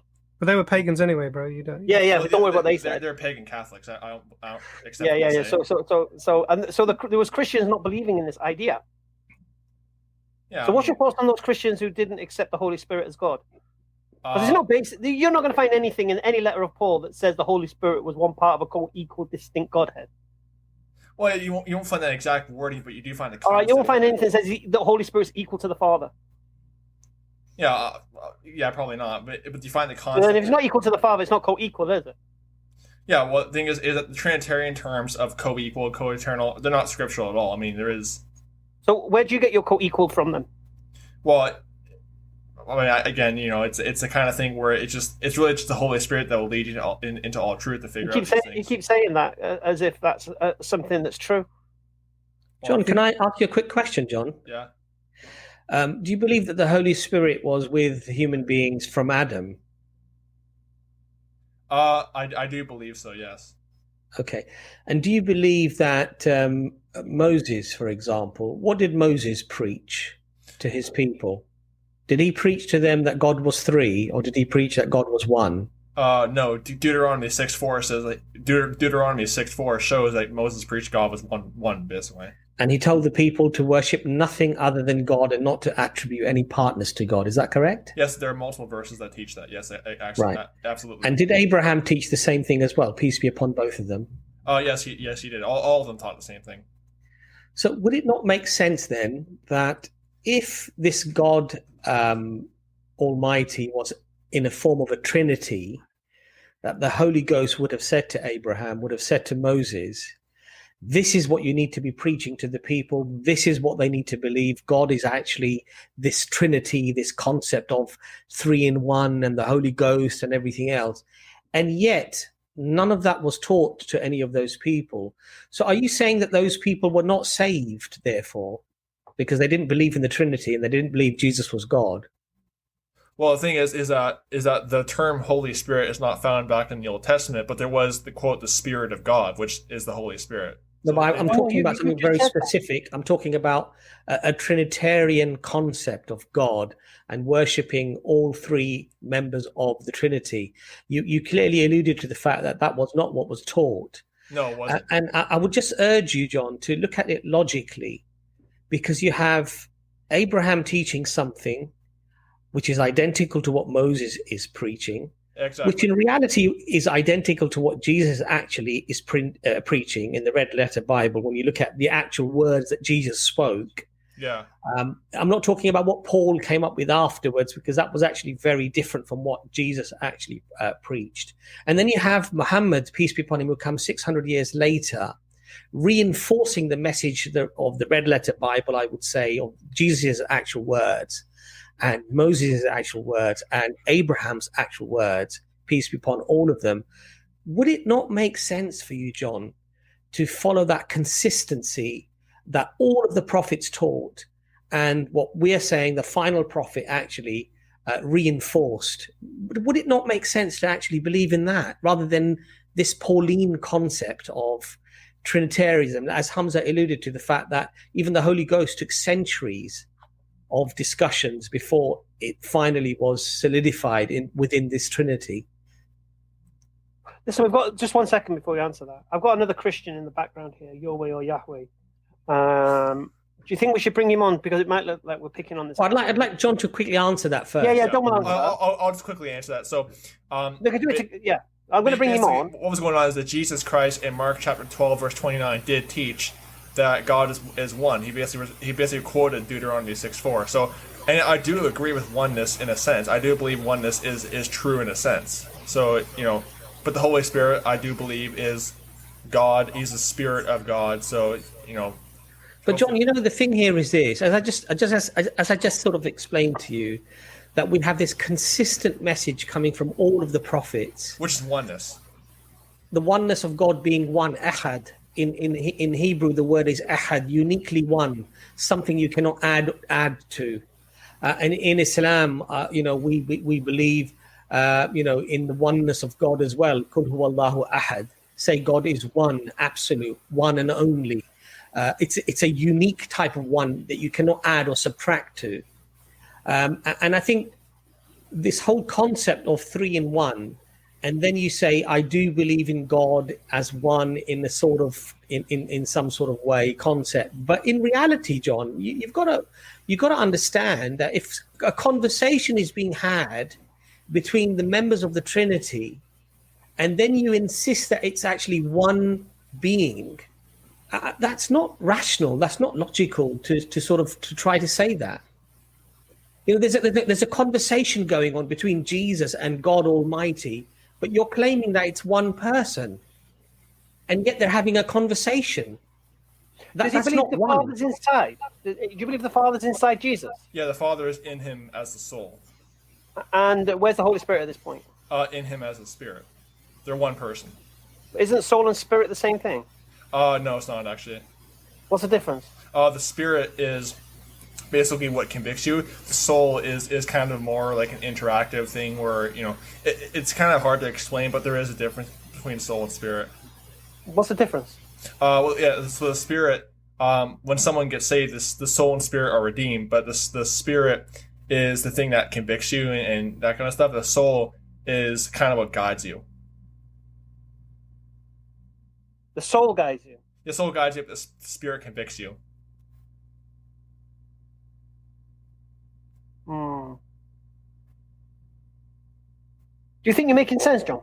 Well, again, the whole thing is the mystery of godliness. The great is the mystery of godliness. That's what Paul said. Just 1 second, John. We've got another Christian on. Oh. What's your name, my friend? You're muted. Can you hear me? Yeah, we can Yeah, we hear can now. hear you.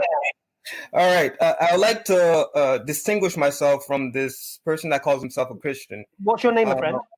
Terry. You could call me Terry. Terry. How you doing, Terry? Welcome. Thank you for the hospitality. What I'm going to do, I need 60 seconds to establish, because I'm not going to talk about the Trinity unless I could prove that Jesus is God first. Once I prove Jesus is God, then I prove everything that he said, the Trinity, etc., etc. So my purpose is I need 60 seconds to establish that Jesus is the Lord of all Muslims, of everybody, but we're talking to Muslims right now, so I'm going to prove that first.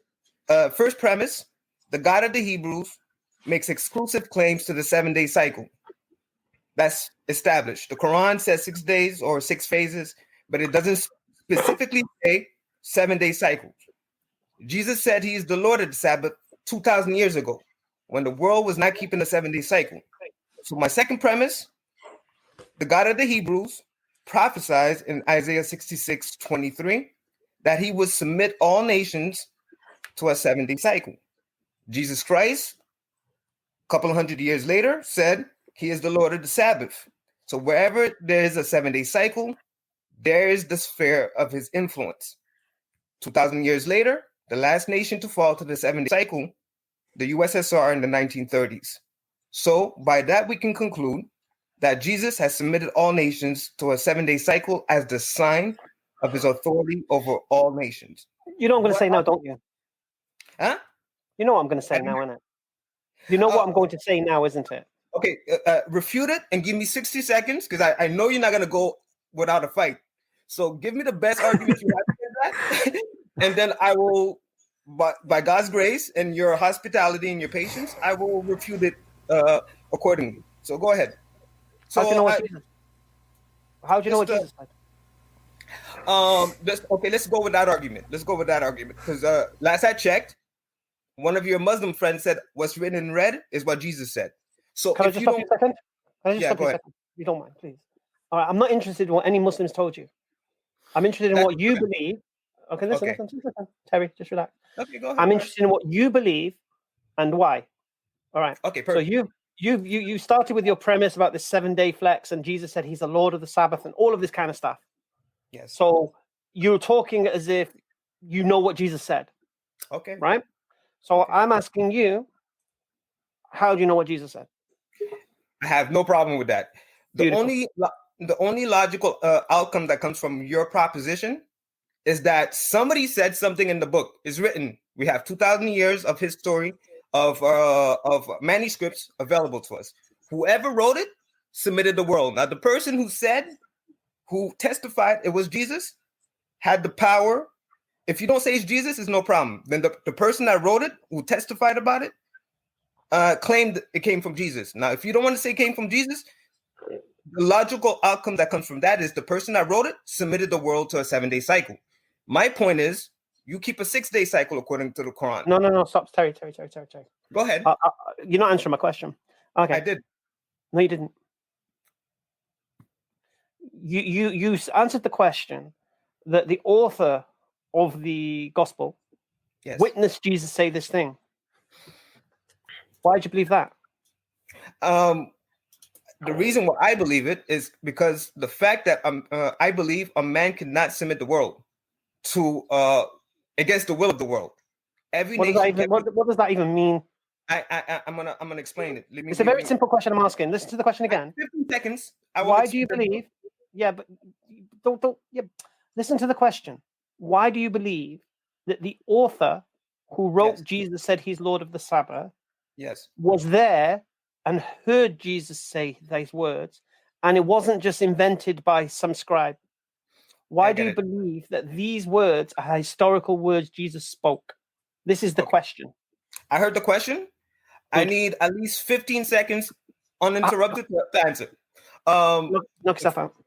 The fact that the world is submitted to a 7-day cycle means to me the law of cause and effect. Only God could do that. That's my point. The fact that he prophesied 2,000 years ago, when no nation kept a 7-day cycle, the fact that it came to be accomplished or fulfilled demonstrates it comes from God. Now, if you want to say a man has done that, my challenge to you is give me one example of somebody else that did that submitted the world. All right, So I'll repeat myself. Why do you believe the one who said Jesus said he's Lord of the Sabbath witnessed Jesus say this thing?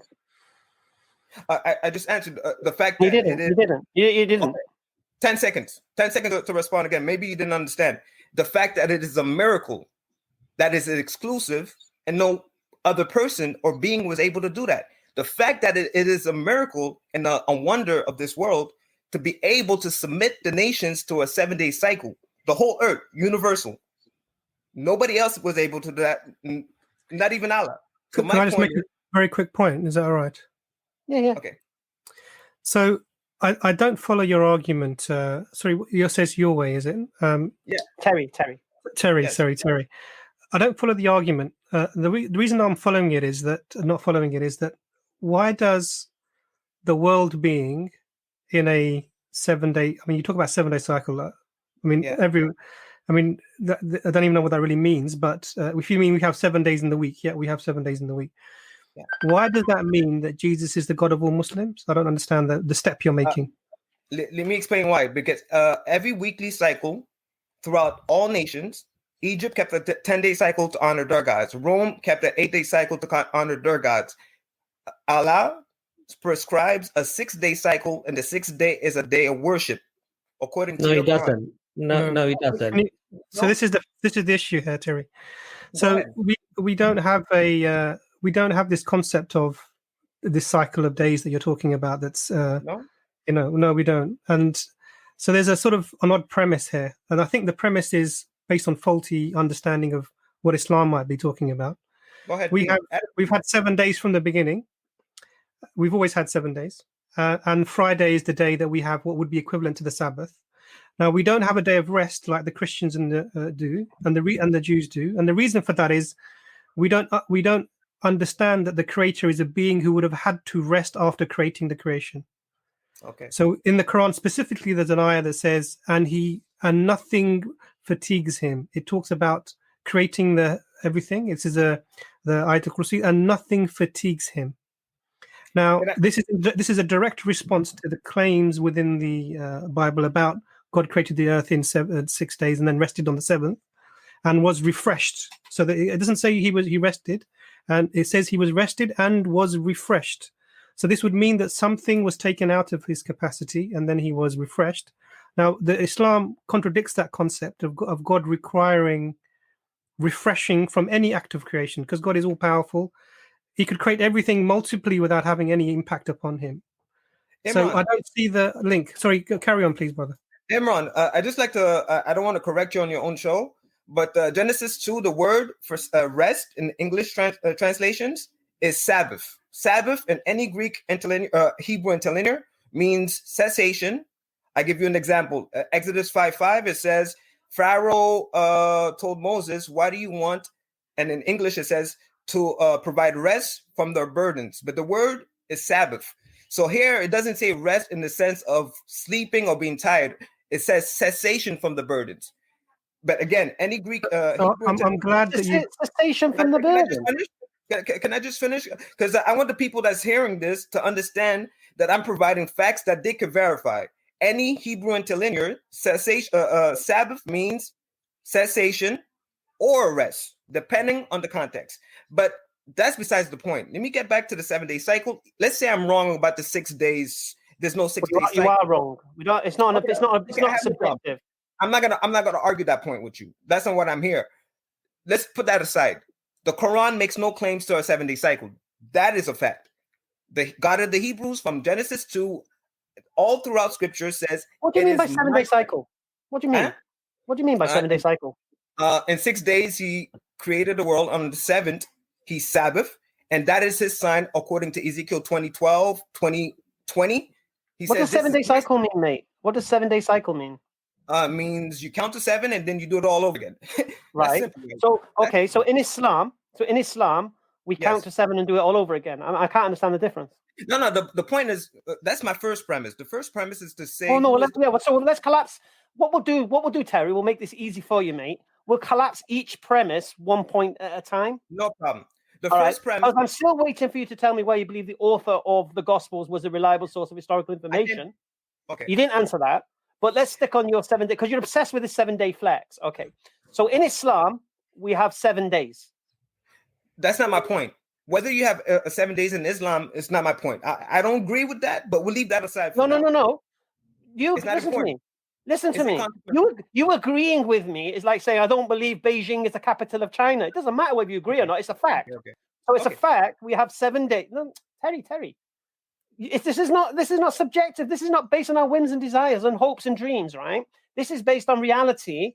In Islam, listen carefully. We have 7 days. Yeah. Okay, no problem. Okay. So let's first establish one thing. Okay. This is the first thing you've been wrong about that we've demonstrated. Yeah. That's not my premise. No. Are you wrong about that?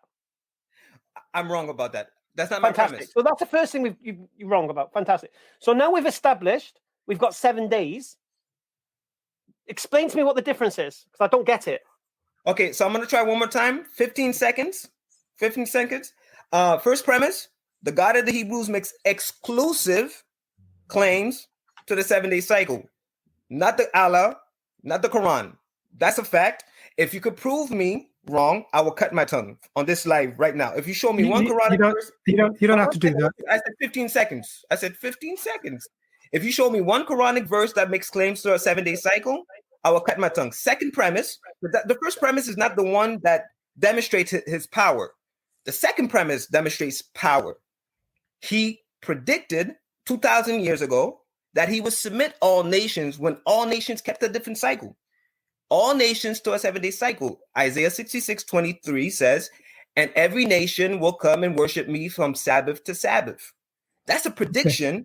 Sorry, remind me. Do the Chinese worship God of Abraham? No. They were submitted to a 7 day cycle. No, but you said they worship Sabbath to Sabbath. No. That's his role as savior. What did What did you just say? I'm going to explain to you because you hold that verse again. We used half of it and dismissed the other half. No. You said all nations. You said all nations will worship from Sabbath to Sabbath, and then you said all nations follow a 7 day week. Okay. And ignored the part of worship. Hamza, can I explain to you why you don't understand? Terry, can I just ask you a quick question, Terry? Wait. Hamza made a great question. Okay, go ahead. Go ahead. The reason why you don't understand Isaiah 66:23 is that he has two roles. The book of Peter says he is Lord and Savior. First thing, 15 seconds, he has to show his lordship. Psalms 110 says, sit at my right hand, talking about Jesus Christ, and I will submit all nations. So he had to do that first. And then those who keep his Sabbath, those who are sanctified, Ezekiel 20:12 says, this is my sign, the Sabbath, that I sanctify you. So once we go through the process of sanctification, first he has to go first to submit the nations, then he sanctifies those who keep the Sabbath, and then he will come and take his church, and those who honor them on the Sabbath, he will save them. So that's Isaiah 66 has two parts. First, demonstrating his role as Lord, because for him to for every nation to keep a 7 day cycle, to keep the Sabbath, he has to submit the nations to a 7 day cycle first. Then those who keep the Sabbath, he will save. So that's the part that you don't understand. No, that's just you being convenient, mate. That's like saying we'll play football from Sabbath to Sabbath, but they're not playing football. Oh, don't worry, they will play football. What are you on about? Can I just respond to you a little bit? Terry, just listen. Can you hear me, Terry? Yeah, can Hamza repeat? Because I don't understand his argument. So Terry, just a couple of things to pick you up on.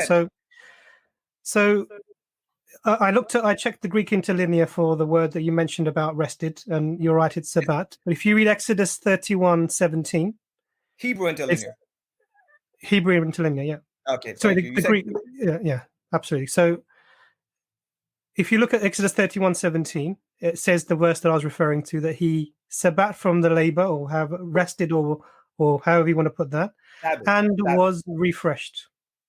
Which one? Exodus 31:17.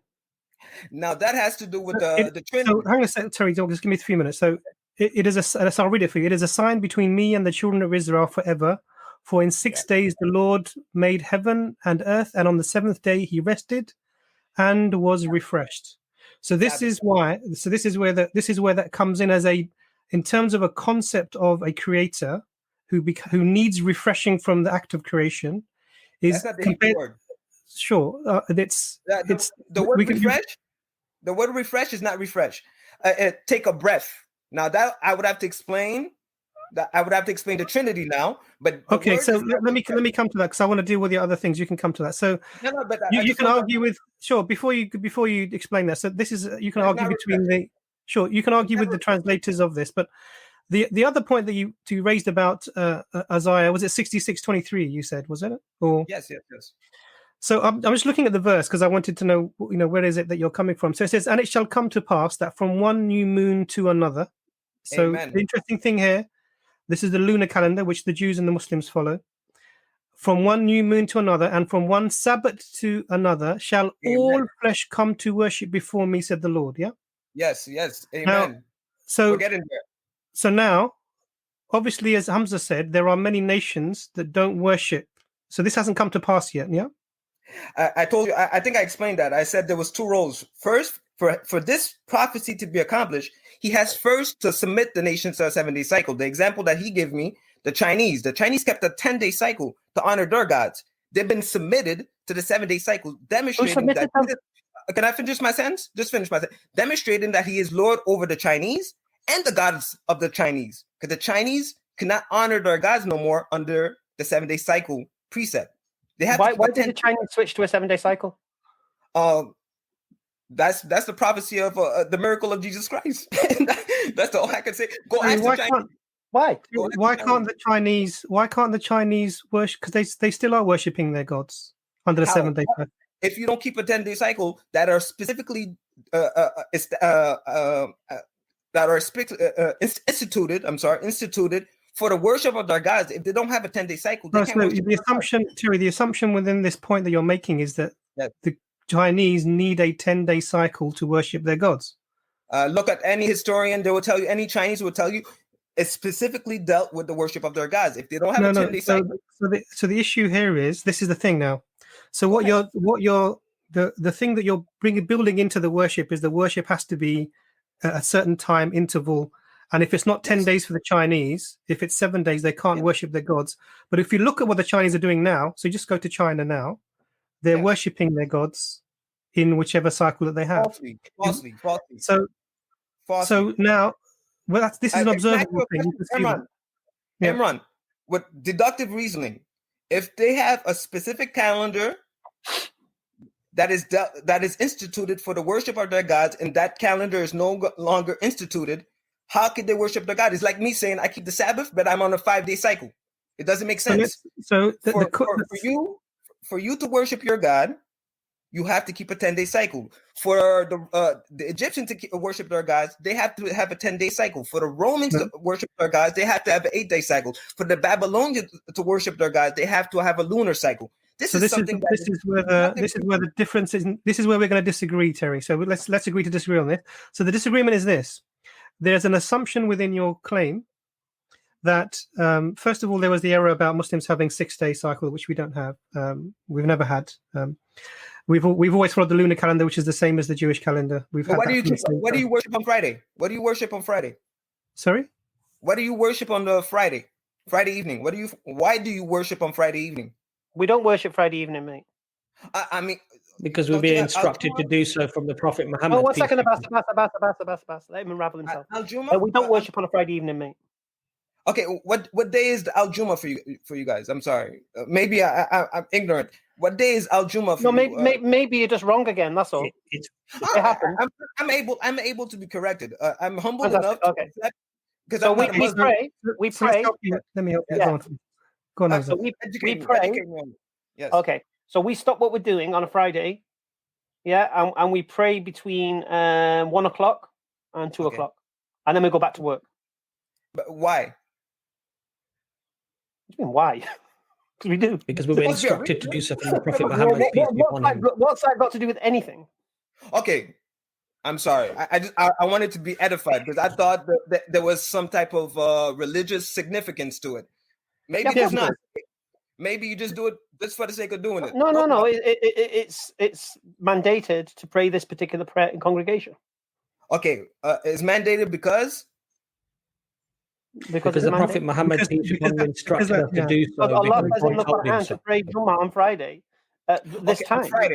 On Friday, and it has nothing to do with what the Quran says that He created in 6 days. Is what you're saying? I just nothing to do with that at all. Nothing whatsoever. Nothing at all. Okay, so I learned something new today from you guys. There's no problem. There's no problem. I've spoken to different Muslims that said differently, but whatever. I'll let you guys deal with that. Terry, can I ask you a quick question? Before Terry, can I ask you a quick question? Go ahead, Abbas. Thank you. Go ahead. Yeah.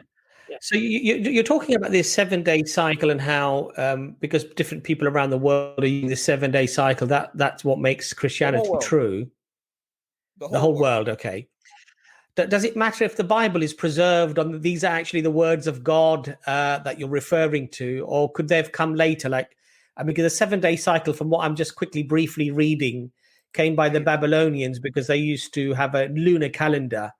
And they decided that since the lunar calendar was 28.5 days, 29 days, they rounded it up to 28 days and just simply divided it by 4. So my point really is this. When you claim a prophecy, it's very important that the prophecy has to come before the events. And Amen. If the events come first and then the prophecy is added later, really, you're just simply, going back and simply stating the obvious, really, which is something that's already happened.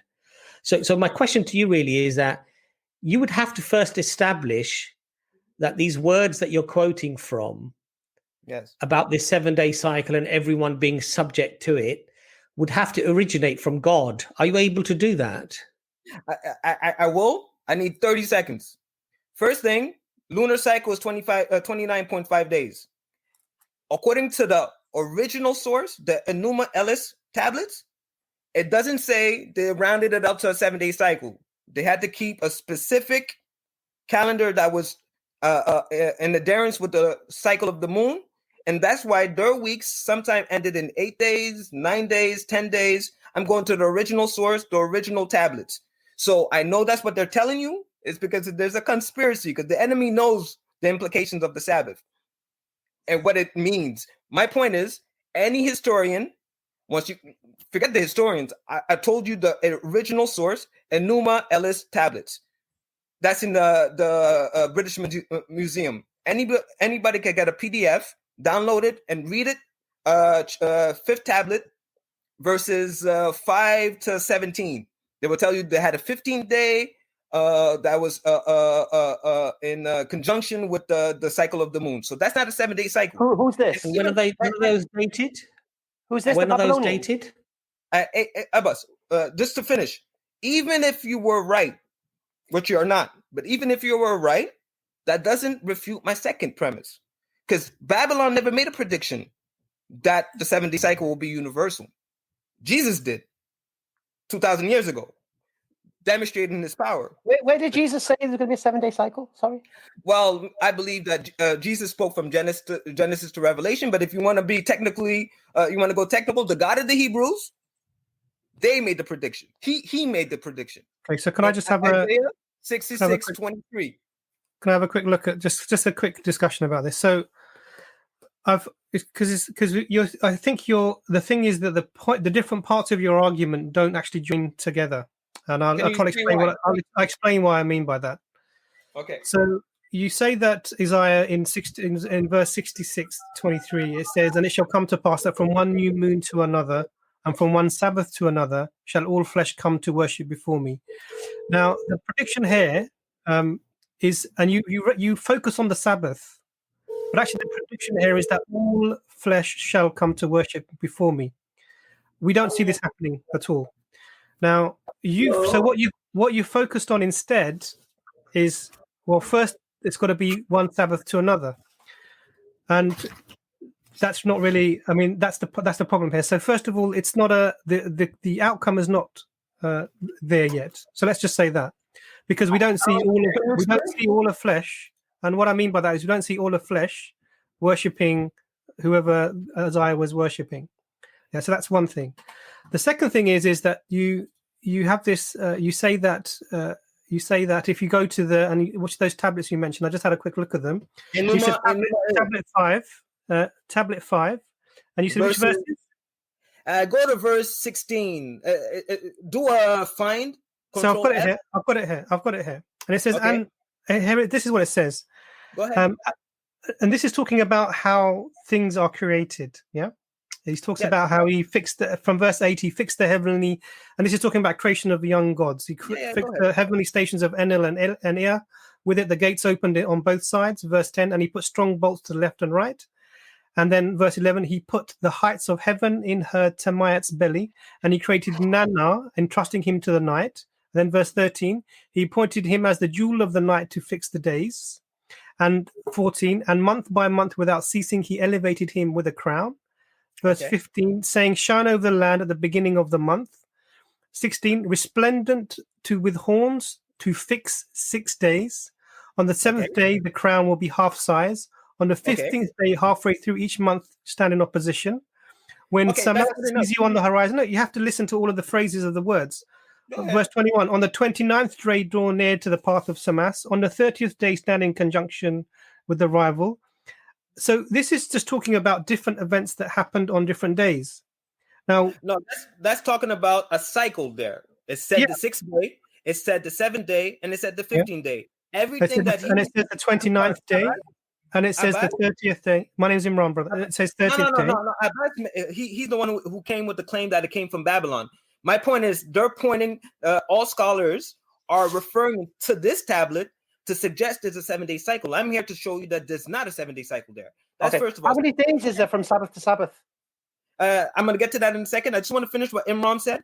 Imran, I spoke to Hamza and I told him that there was 2 roles that Jesus had to fulfill from Isaiah 66:23. First role is his lordship. He demonstrated his lordship. So where's the lordship within this? How did he demonstrate his lordship?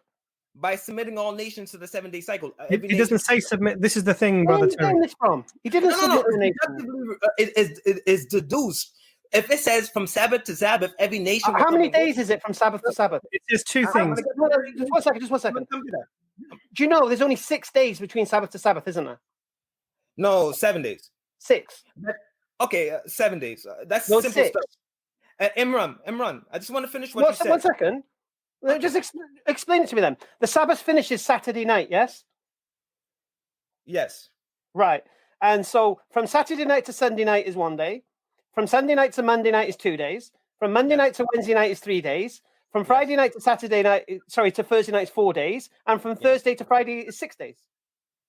And the Sabbath starts again. We calculate a day from evening to evening. Once you start. Okay, I'll do it again. Listen. From Saturday evening till Sunday is 1 day. From Sunday to Monday is 2 days. From I agree. Monday to Tuesday is 3 days. What's your point? Point? From Tuesday to Wednesday is 4 days. From Wednesday to Thursday is Friday. And then from Thursday to Friday evening is 6 days. So where are you getting 7 days from? A 7-day cycle from it's 6 days. It's 6 days. It's 6 days when you calculate Sunday evening all the way to Saturday evening? Friday evening. The Sabbath starts on Friday. Huh? 6 days before the Sabbath. 6 days the before Sabbath the Sabbath. starts on Friday evening. I know. There's a 7-day cycle. So you said there's 7 days between them. No, there's 6 days where you work and on 7th you Sabbath. That's Genesis 2, Exodus 29. That's simple stuff. I would just go back to Imran. Imran, I told you there was 2 roles for Jesus to submit the nations. I'm sorry, for Isaiah 66:23 to be accomplished, he has to submit the nations first. He has accomplished that. The God of the Hebrews, I just want to finish my sentence. Then his role as Savior, that has yet to be accomplished. Of course, we're still waiting. Us, the true Israel of God, we're still waiting. As we submit ourselves and as he sanctifies us. Ezekiel 20:12 says his Sabbath is the sign that he is God, Yahweh. So the 7-day cycle is directly associated with the proof that he is God. And that Hebrew Israelite. I just want to finish. And that he will sanctify us. So there's 2 roles. He's God, Lord, and that he will sanctify us. The role are you Hebrew Israelite? Can I just respond very quickly? Is that all right? Yeah. 5 seconds. 5 seconds. The role as Savior has yet to be accomplished. But his role as Lord over all of you has been accomplished. You keep a Okay, 7-day so cycle. let me engage with you on that. Yeah. Because of the God in Hebrew. So what it says here, and I want to read this again. It shall come to pass that from one moon to another moon, so you have a monthly cycle there. Yes. And from one Sabbath to another Sabbath, you have a weekly cycle there. Yes. All flesh shall come to worship before me, said the Lord. Now, you're saying that the part of the submission that's required is that people have to be submitted to the monthly cycle and to the weekly cycle. Now, the monthly cycle, for example, we know we can trace back to ancient history because the months have been followed for eons. Yep. And you give a few examples of people having different weekly cycles or different, you say 10-day cycles. Even if we say that, this does not apply to the Muslims because essentially we already have a cycle that's a weekly cycle anyway. And it says, all flesh shall come to worship before me. So this, for me, even if it's not you agree that this is an unfulfilled prophecy so far. You can say it's partially fulfilled if that makes you feel better, but it still needs to be fulfilled. And that's probably going to be when the Chinese are going to be worshipping, as you hope they will be, on a 7-day cycle in the churches or wherever that might be, to Jesus. Now, none of this actually, whether the world is in a 7-day cycle or a 30-day cycle or 15-day cycle, none of it establishes that Jesus is God, because what you're doing is you're saying that I am establishing in your own mind that this verse is from Jesus. And therefore, this is the prophecy of Jesus talking about submitting the world to a weekly cycle. Now, the word submitting is not there for the weekly cycle or for the monthly cycle. The only thing that is a shall is shall all flesh come to worship me. So this is actually the prophecy part of it. So it shall come to pass. What shall come to pass? From this time period to that time period, all flesh shall come to worship before me. So the prophecy is actually about all the flesh worshipping me.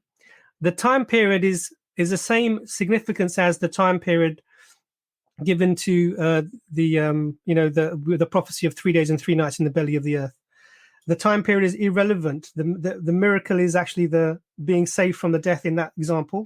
The miracle here is also the flesh worshipping before Jesus, as you believe. I think you're trying to build a castle on sand when you just focus on the 7 days. This is how it feels. The other thing is that very interesting that the Quran specifically refers to this idea of refreshment required after creating, that you see in Exodus 17, as being a concept of a God which is not a great concept. The word is not refreshed in the Hebrew. Well, I've got the Hebrew here. Please check it out. And I have. It's a one single. Yes, it says refreshed. Go click on the Strong's number. Click on it and go check the definition and the different applications. You will see. I've got the different applications here. So it means to take a breath. Yeah. What do you think that means? That's the Trinity. I could discuss that with you guys, but before I get there, like I said, I have to taking a breath in the context of resting means the Trinity. No, it's because it shows the different work. Okay, I'm gonna go to the Trinity so I can explain. No, don't. I have to. Tell us what that means. What's the context of taking a breath? You're saying that's difference to resting after working. I don't get it. No. Take a breather, isn't it? You know when you take a breather, take a breath, is when you've done something and you're exhausted and you need a rest. Oh, you need a rest, you take a breather, take a break, whatever it may be. Yes. So to say to take a breath and rest is different. I don't get it. Okay, let me explain to you why, because you just applied a physical or a human attribute to God. I'm trying to explain to you is that the breath that God spoke, that took, is related to the Holy Spirit, that is the power of God. A person, the power. So this is how the process takes place. God is like the sun. He stays. The Father is like the sun. He sends his radiance, and the heat accomplishes the work that the Father wills. So in other words, in Genesis 1, we see that God created the world, but it was the Holy Spirit that was vibrating on the waters. The Holy Spirit's job is to mold whatever will the Father wills. So taking a breath relates to give you another example. The Father sends the Word, and Psalms 33 verse 6, it says the Word created the heavens and the earth, and it's by the Spirit that the angels were created. So in other words, the Word speaks and the voice vibrates. Wherever is the Word, there's a voice also. And the does voice does the Spirit and the Word have wills independently? Amen. But they do. They're all united in will. They're all united in will, but they all have their individual will, but they're all united in will. So they have an individual will, but they all agree with each other. Exactly. Same thing with the sun, the radiance, and the heat. Is there a hierarchy in the Trinity you believe in?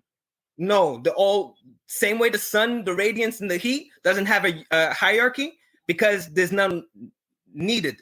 They're all interdependent. You cannot have a sun without the radiance, and you cannot have the sun and the radiance without the heat. So it's not a dependence or a hierarchy like you want to establish. Are there any qualities that the Son might have that the Father doesn't, or that the Father has that the Spirit doesn't? Or? There are Echad, so they're all united in one in purpose. We'll are there any qualities that one might have that the other doesn't, for example? No. Okay, so when Jesus says that he doesn't know the hour, or the Son doesn't know the hour, he doesn't say that I don't know the hour. He says, we're talking about the attribute of knowledge. Yes. He says only the Father knows the hour, neither the angels nor the Son. So obviously he says only the Father. Now, when this is only the Father, he's specifically excluding the Son because the Son is mentioned, but also implicitly excluding the Spirit.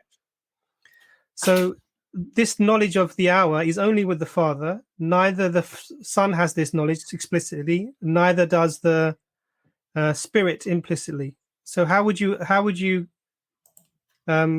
reconcile that with your concept of this? Okay, thank you. A great question. I heard everything you said. First of all, when you speak of that verse, makes no mention of the Holy Spirit, so we could leave that aside. In Isaiah 40, no, but it says that.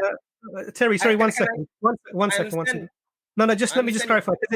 Because when it says only the Father, the word only precludes anything else in the Trinity. That excludes the Son, who's expressed explicitly, but implicitly also excludes the Spirit, because it says only. If it didn't say only, then you could say, well, actually, the Spirit isn't mentioned. So, but it says only the Father. I understand that. Let me explain to you why. Because I gave you the illustration as established in Scripture that the Father is like the Sun, S-U-N.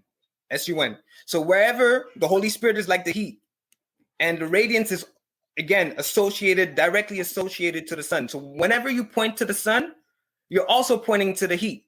So when he says only the Father knows, Isaiah 40, towards the 20 in the 20s, it says, who knows the thoughts of God but the Holy Spirit?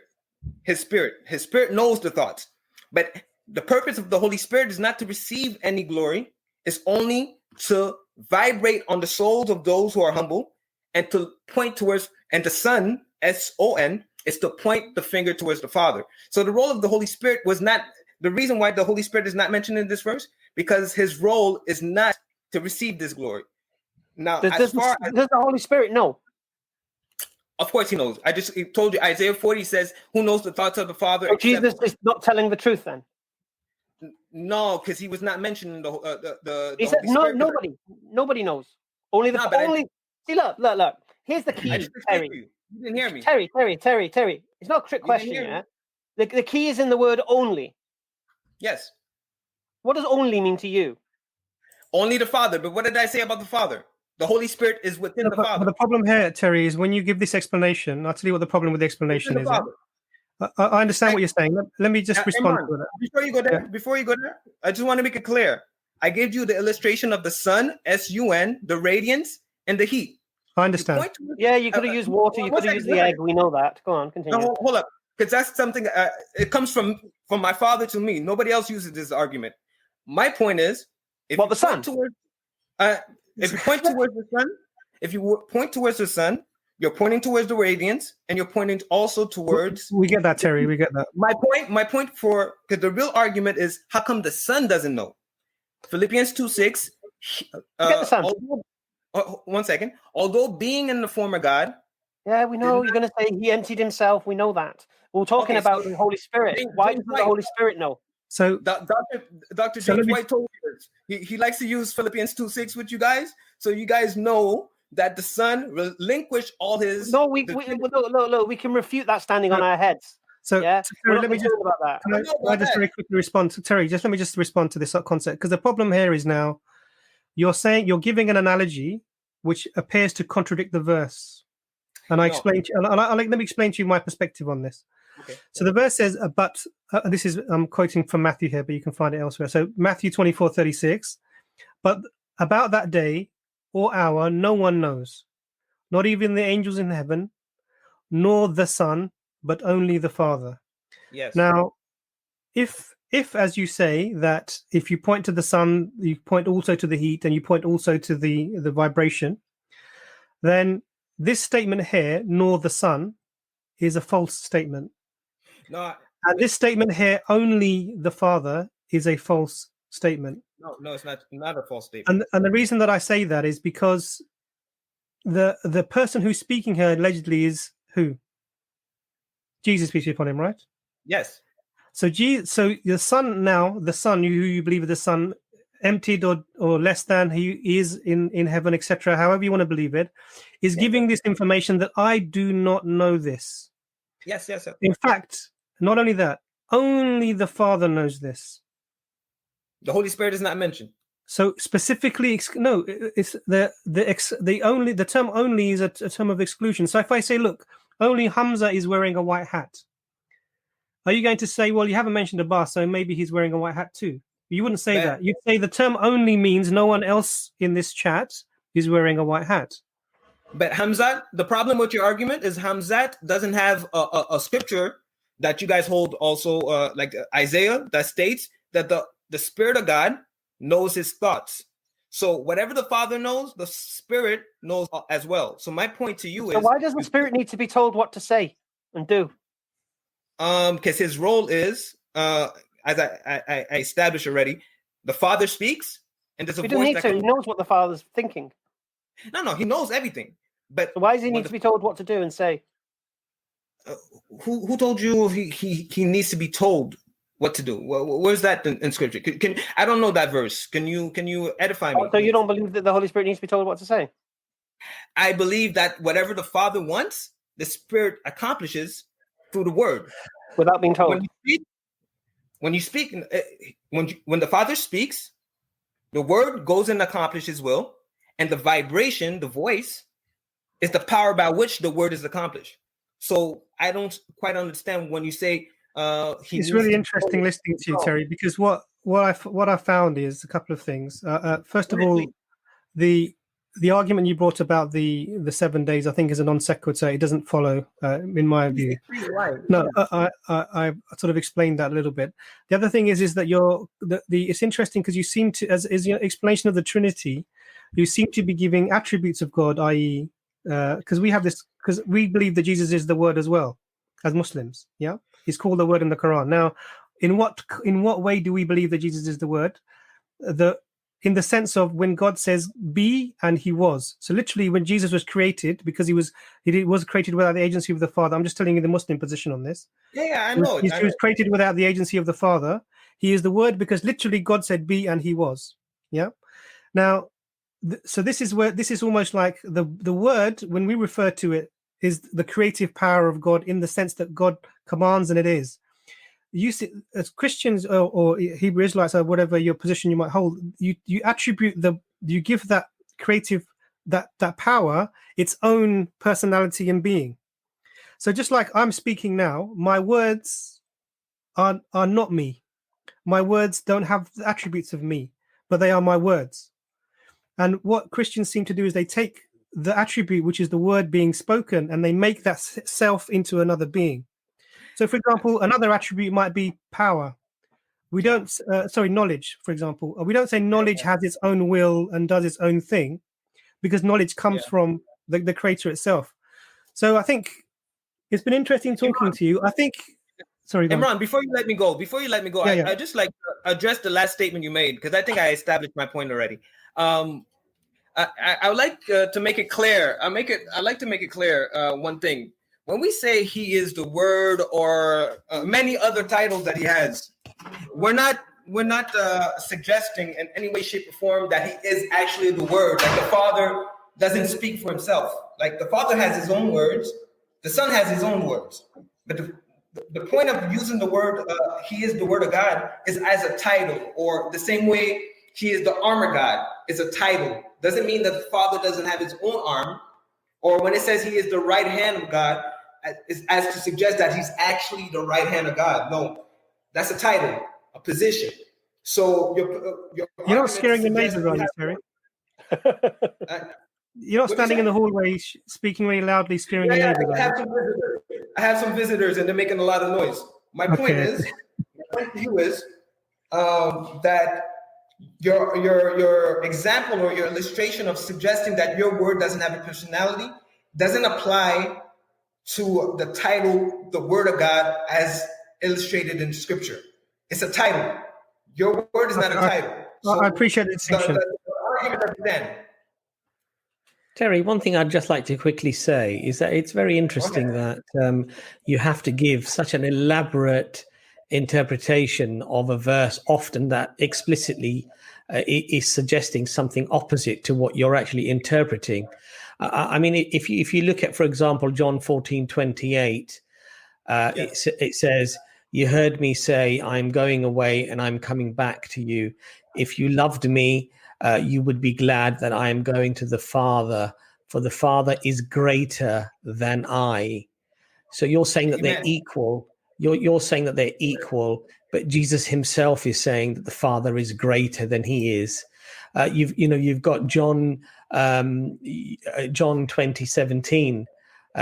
Jesus said, do not hold on to me, for I have not yet ascended to the Father. Go instead to my brothers and tell them, I'm ascending to my Father and your Father, to my God and your God. But I'm sure you'll sort of interpret those verses to somehow fit into the Trinity as well. But you've got explicit statements where Jesus is attributing even his miracles. I do miracles with the finger of God. He attributes the miracles to God. He doesn't say I'm doing the miracles. And you somehow will explain that away as well. And I just find that this. Philippians for that. Sorry. If you say when Jesus says these words, he's going to say he emptied himself because of what? Yeah, this is just. Hamza just responded to you because he had an interaction with Dr. James White. James White is not a Christian to me, okay? But as it pertains to sorry, what? You thought me speaking to James White taught me what? No. You had argument. I seen a debate where you asked him a question, and he used Philippians 2:6 multiple times with you guys. So you should understand, if you understood it already, you wouldn't be coming with these verses where it says, my Father is greater than I. Because what else would he? Well, no. What is what we're doing? No, what it is, you see, here's the problem you've got. Do you believe Jesus' disciples thought he was God? Do you believe Jesus' disciples thought he was God? He had two natures. One of them was reserved in the bosom of the Father. Did the disciples of Jesus? No. Did the disciples of Jesus believe he was God? He believed he was the Messiah. Did they believe he was God? They believed that he had two divine natures. Did they believe he was God? They believe he was God in the flesh. Let's put it that way. They believe that. Why? Because that's what Scripture reveals. I thought he'd emptied his nature. What gave him away? Why did they think he was God when he's already emptied himself? Why did they believe he was God? It's because they believe, according to Psalms 40, verses 6 and 7, according to Psalms 40, verses 6 and 7, or according to the Greek Septuagint, it says, and my Father, or my God, prepared a body for me. So the body that was prepared for him, that's not what they were worshiping. They were worshiping who he was before the body. So the body was prepared for him, but who was he before the body? No, the point here is this. Did the devil think he was God? Definitely. Yes. He knew. The devil knew he was God. Without a doubt. Okay, 1 second. So the devil knew he was God. Did Jesus know he was God? Amen. I hope so. So why did the devil try to tempt Jesus, offering him this mounting and stuff? That goes back to the 7-day cycle, because all nations kept a different cycle to honor him. But Jesus knew the kingdom belonged to him. 2,000 years later, did the devil know he was God? He knew he was God. He offered the kingdom. So why would the devil offer to give God something? Because the kingdom belonged to the devil. Whoever sins is under the sovereignty of the devil. Jesus came. The kingdom belonged to God. Huh? The kingdom belonged to the devil. Yeah, the kingdom of this earth belonged to the devil. So you believe, all right, so just so I understand the narrative, you believe the devil yeah. saw Jesus, knowing Jesus has created everything. Yes. Took him and said, do this for me and I'm going to give you that mountain. 15 seconds to respond. 15 seconds. Take as long as you like, mate. Hamza, 15 seconds. Yeah, respond. 15 seconds. The kingdom did belong to the Satan. Even 2,000 years ago, it belonged to Satan. It doesn't belong to him anymore because of the 7-day cycle. He submitted the nations.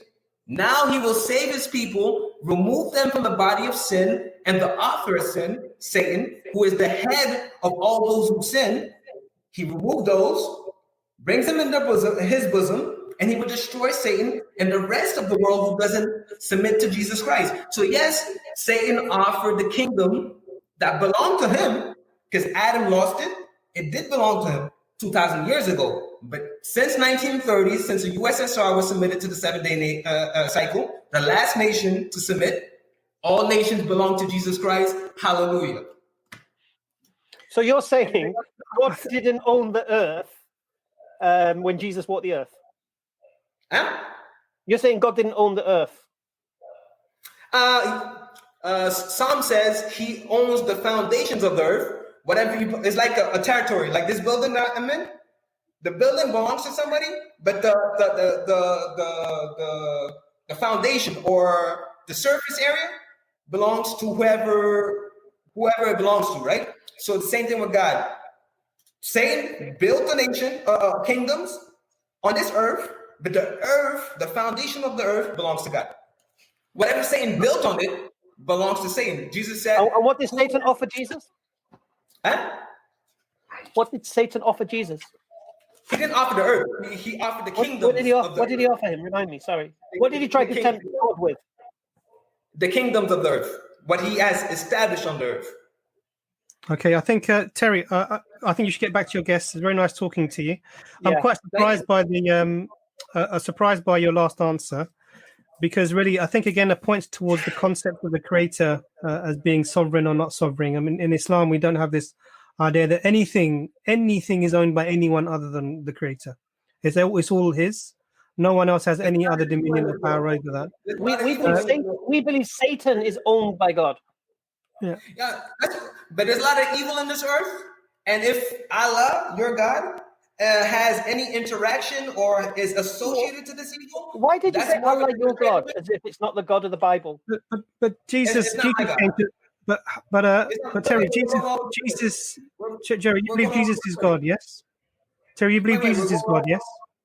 Imran, we're going all over the place. You made the last statement, and I'm gonna let you go. The last statement you made is that all belongs to your God. Well, there's a lot of evil in this world, so that is on his shoulder, and it will be on his shoulder. He will receive all the pain for all the evil. Can I leave you with something, Terry? Terry, I want to leave you with something, because I know you have this big thing on sin and this and that. So I'm going to leave you with something that somebody sent to me. Yeah. And this is the Muslim perspective. Alhamdulillah. And those who, when they commit an immorality or wrong themselves by transgression, remember Allah and seek forgiveness for their sins. And who can forgive sins except Allah, and who do not persist in what they have done while they know? Allah can just forgive you, mate. Allah can forgive everybody's sin if He chose to. There's no limits on what Allah can do. And this is the problem. You don't, to be honest with you, Terry, you have a misunderstanding of what God is and what God isn't, to be honest. Let's find out who your God is. I'm going to leave you with one question. One question about Islam. I'm not going to talk about my Christianity. because I already established it. And I'm going to leave you with one question. Fair enough? Okay. I'll leave you one question. You leave me one question because I really have to go. Since Muhammad said he needs mercy to enter the kingdom, right? He needs mercy to, and if my premise is wrong, let me know. Muhammad said he needs mercy to enter paradise. Now, that's premise one. Premise two, it says Jesus was perfect, right? What's your question? He never committed sin. He never committed sin, right? So will Jesus need? That's my question. Would Jesus needs mercy to enter the kingdom since he is sinless? And if he does need mercy, can you explain to me where is the judgment in that? Can I answer that, Hamza? Can I answer that?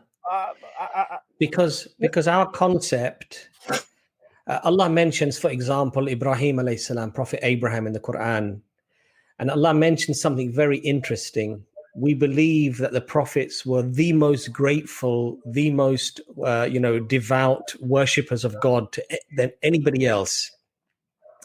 And yet Allah says something very interesting in the Quran. Allah says, and he was grateful for some of the favors that we bestowed upon him.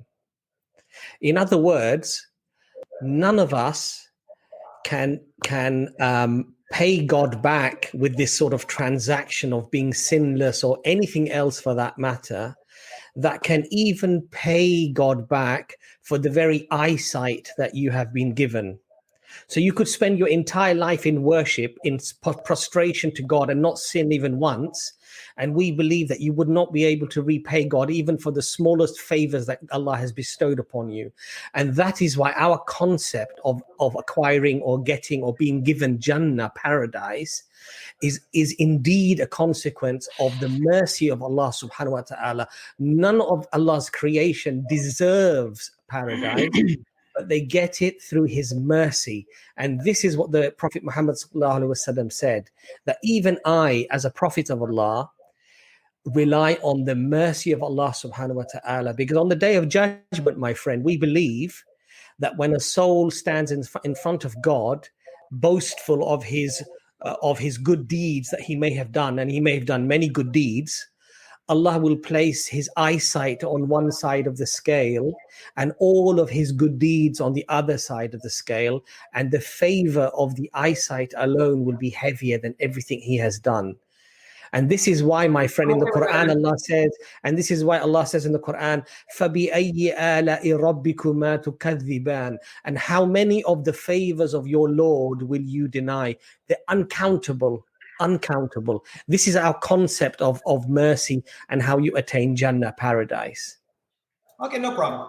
I disagree with your judgment, but go ahead. What's your last question? Okay, yeah, it's with regards to Allah. What is the name for the God of Abraham according to the Arab Christians? I don't care. Okay. All right, Terry. I wish you all the best. You take care now. All right. I'm sorry, Hamza. Sorry.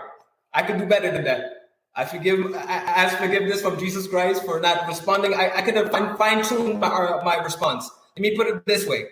The name given, Psalms 83:18 says he has one name from eternity. That is Psalms 83 verse 18. Psalms 83:13 says that he has one name, Yod He Vav, from eternity. The same name that was given from Exodus, verse 26-27. Yod He Vav. It doesn't matter what it says in Arab. If that's not the name of your God, you're not talking about the God of the Hebrews. What's the name of the God according to the New Testament? Yeah. Same thing. Yod He Vav is my salvation. Where? Jesus Where Christ. does it say that? Where does it say that? Huh? Where does it say that? In the New Testament? Oh, you don't have to have it in a New Testament. It's in the Old Testament. No. You just said this is the name of God. So what is the name of God in the New Testament? Jesus Christ, which means Yeshua is my salvation. Yod He Vav is my salvation. Who did Jesus pray to? Huh? Who did Jesus pray to? We already explained where's this name you said in the Old Testament in Exodus? Where is this found in the New Testament?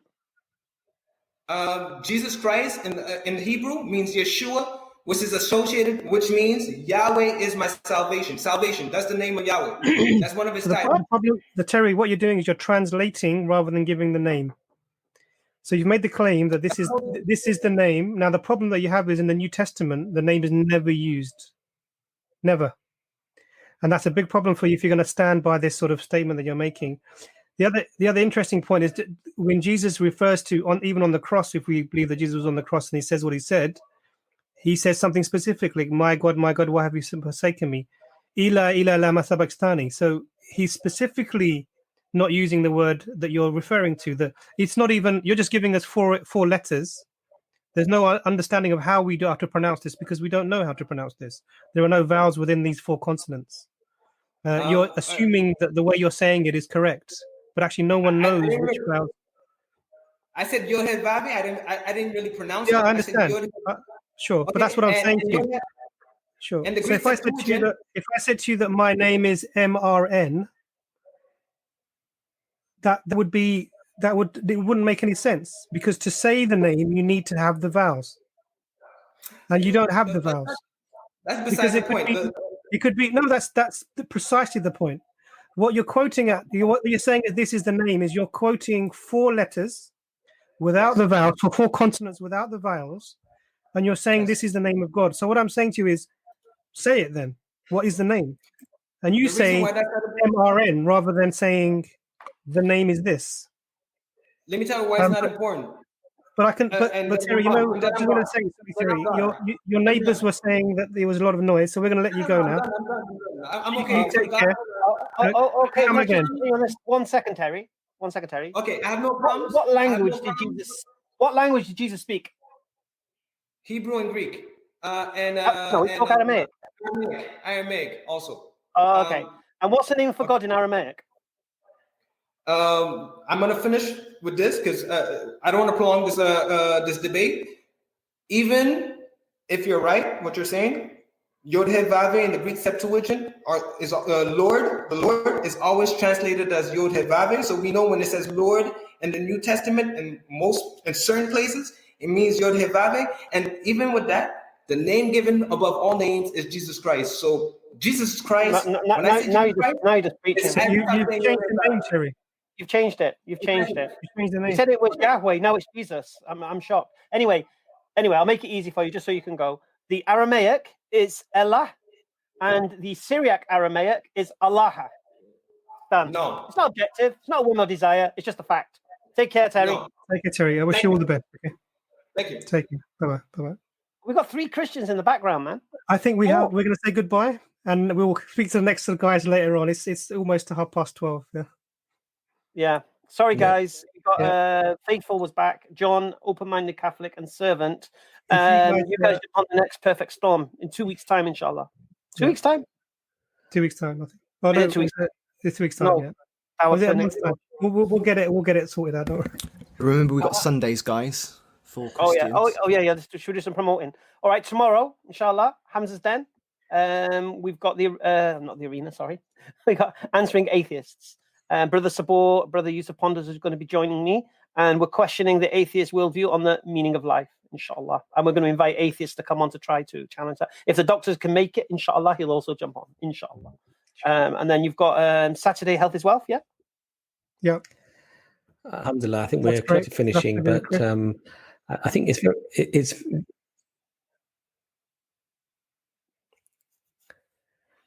You're cutting out, Abbas. Yeah, no, my internet's playing up. No, I was just saying that it's interesting how you get a different type of interpretation from nation that you speak to. They have a different way of explaining the Trinity. It's useless, Abbas. I think you're dying, Abbas. 7 day. You're about at 12:30, mate. I think you've got it on automatic cutoff.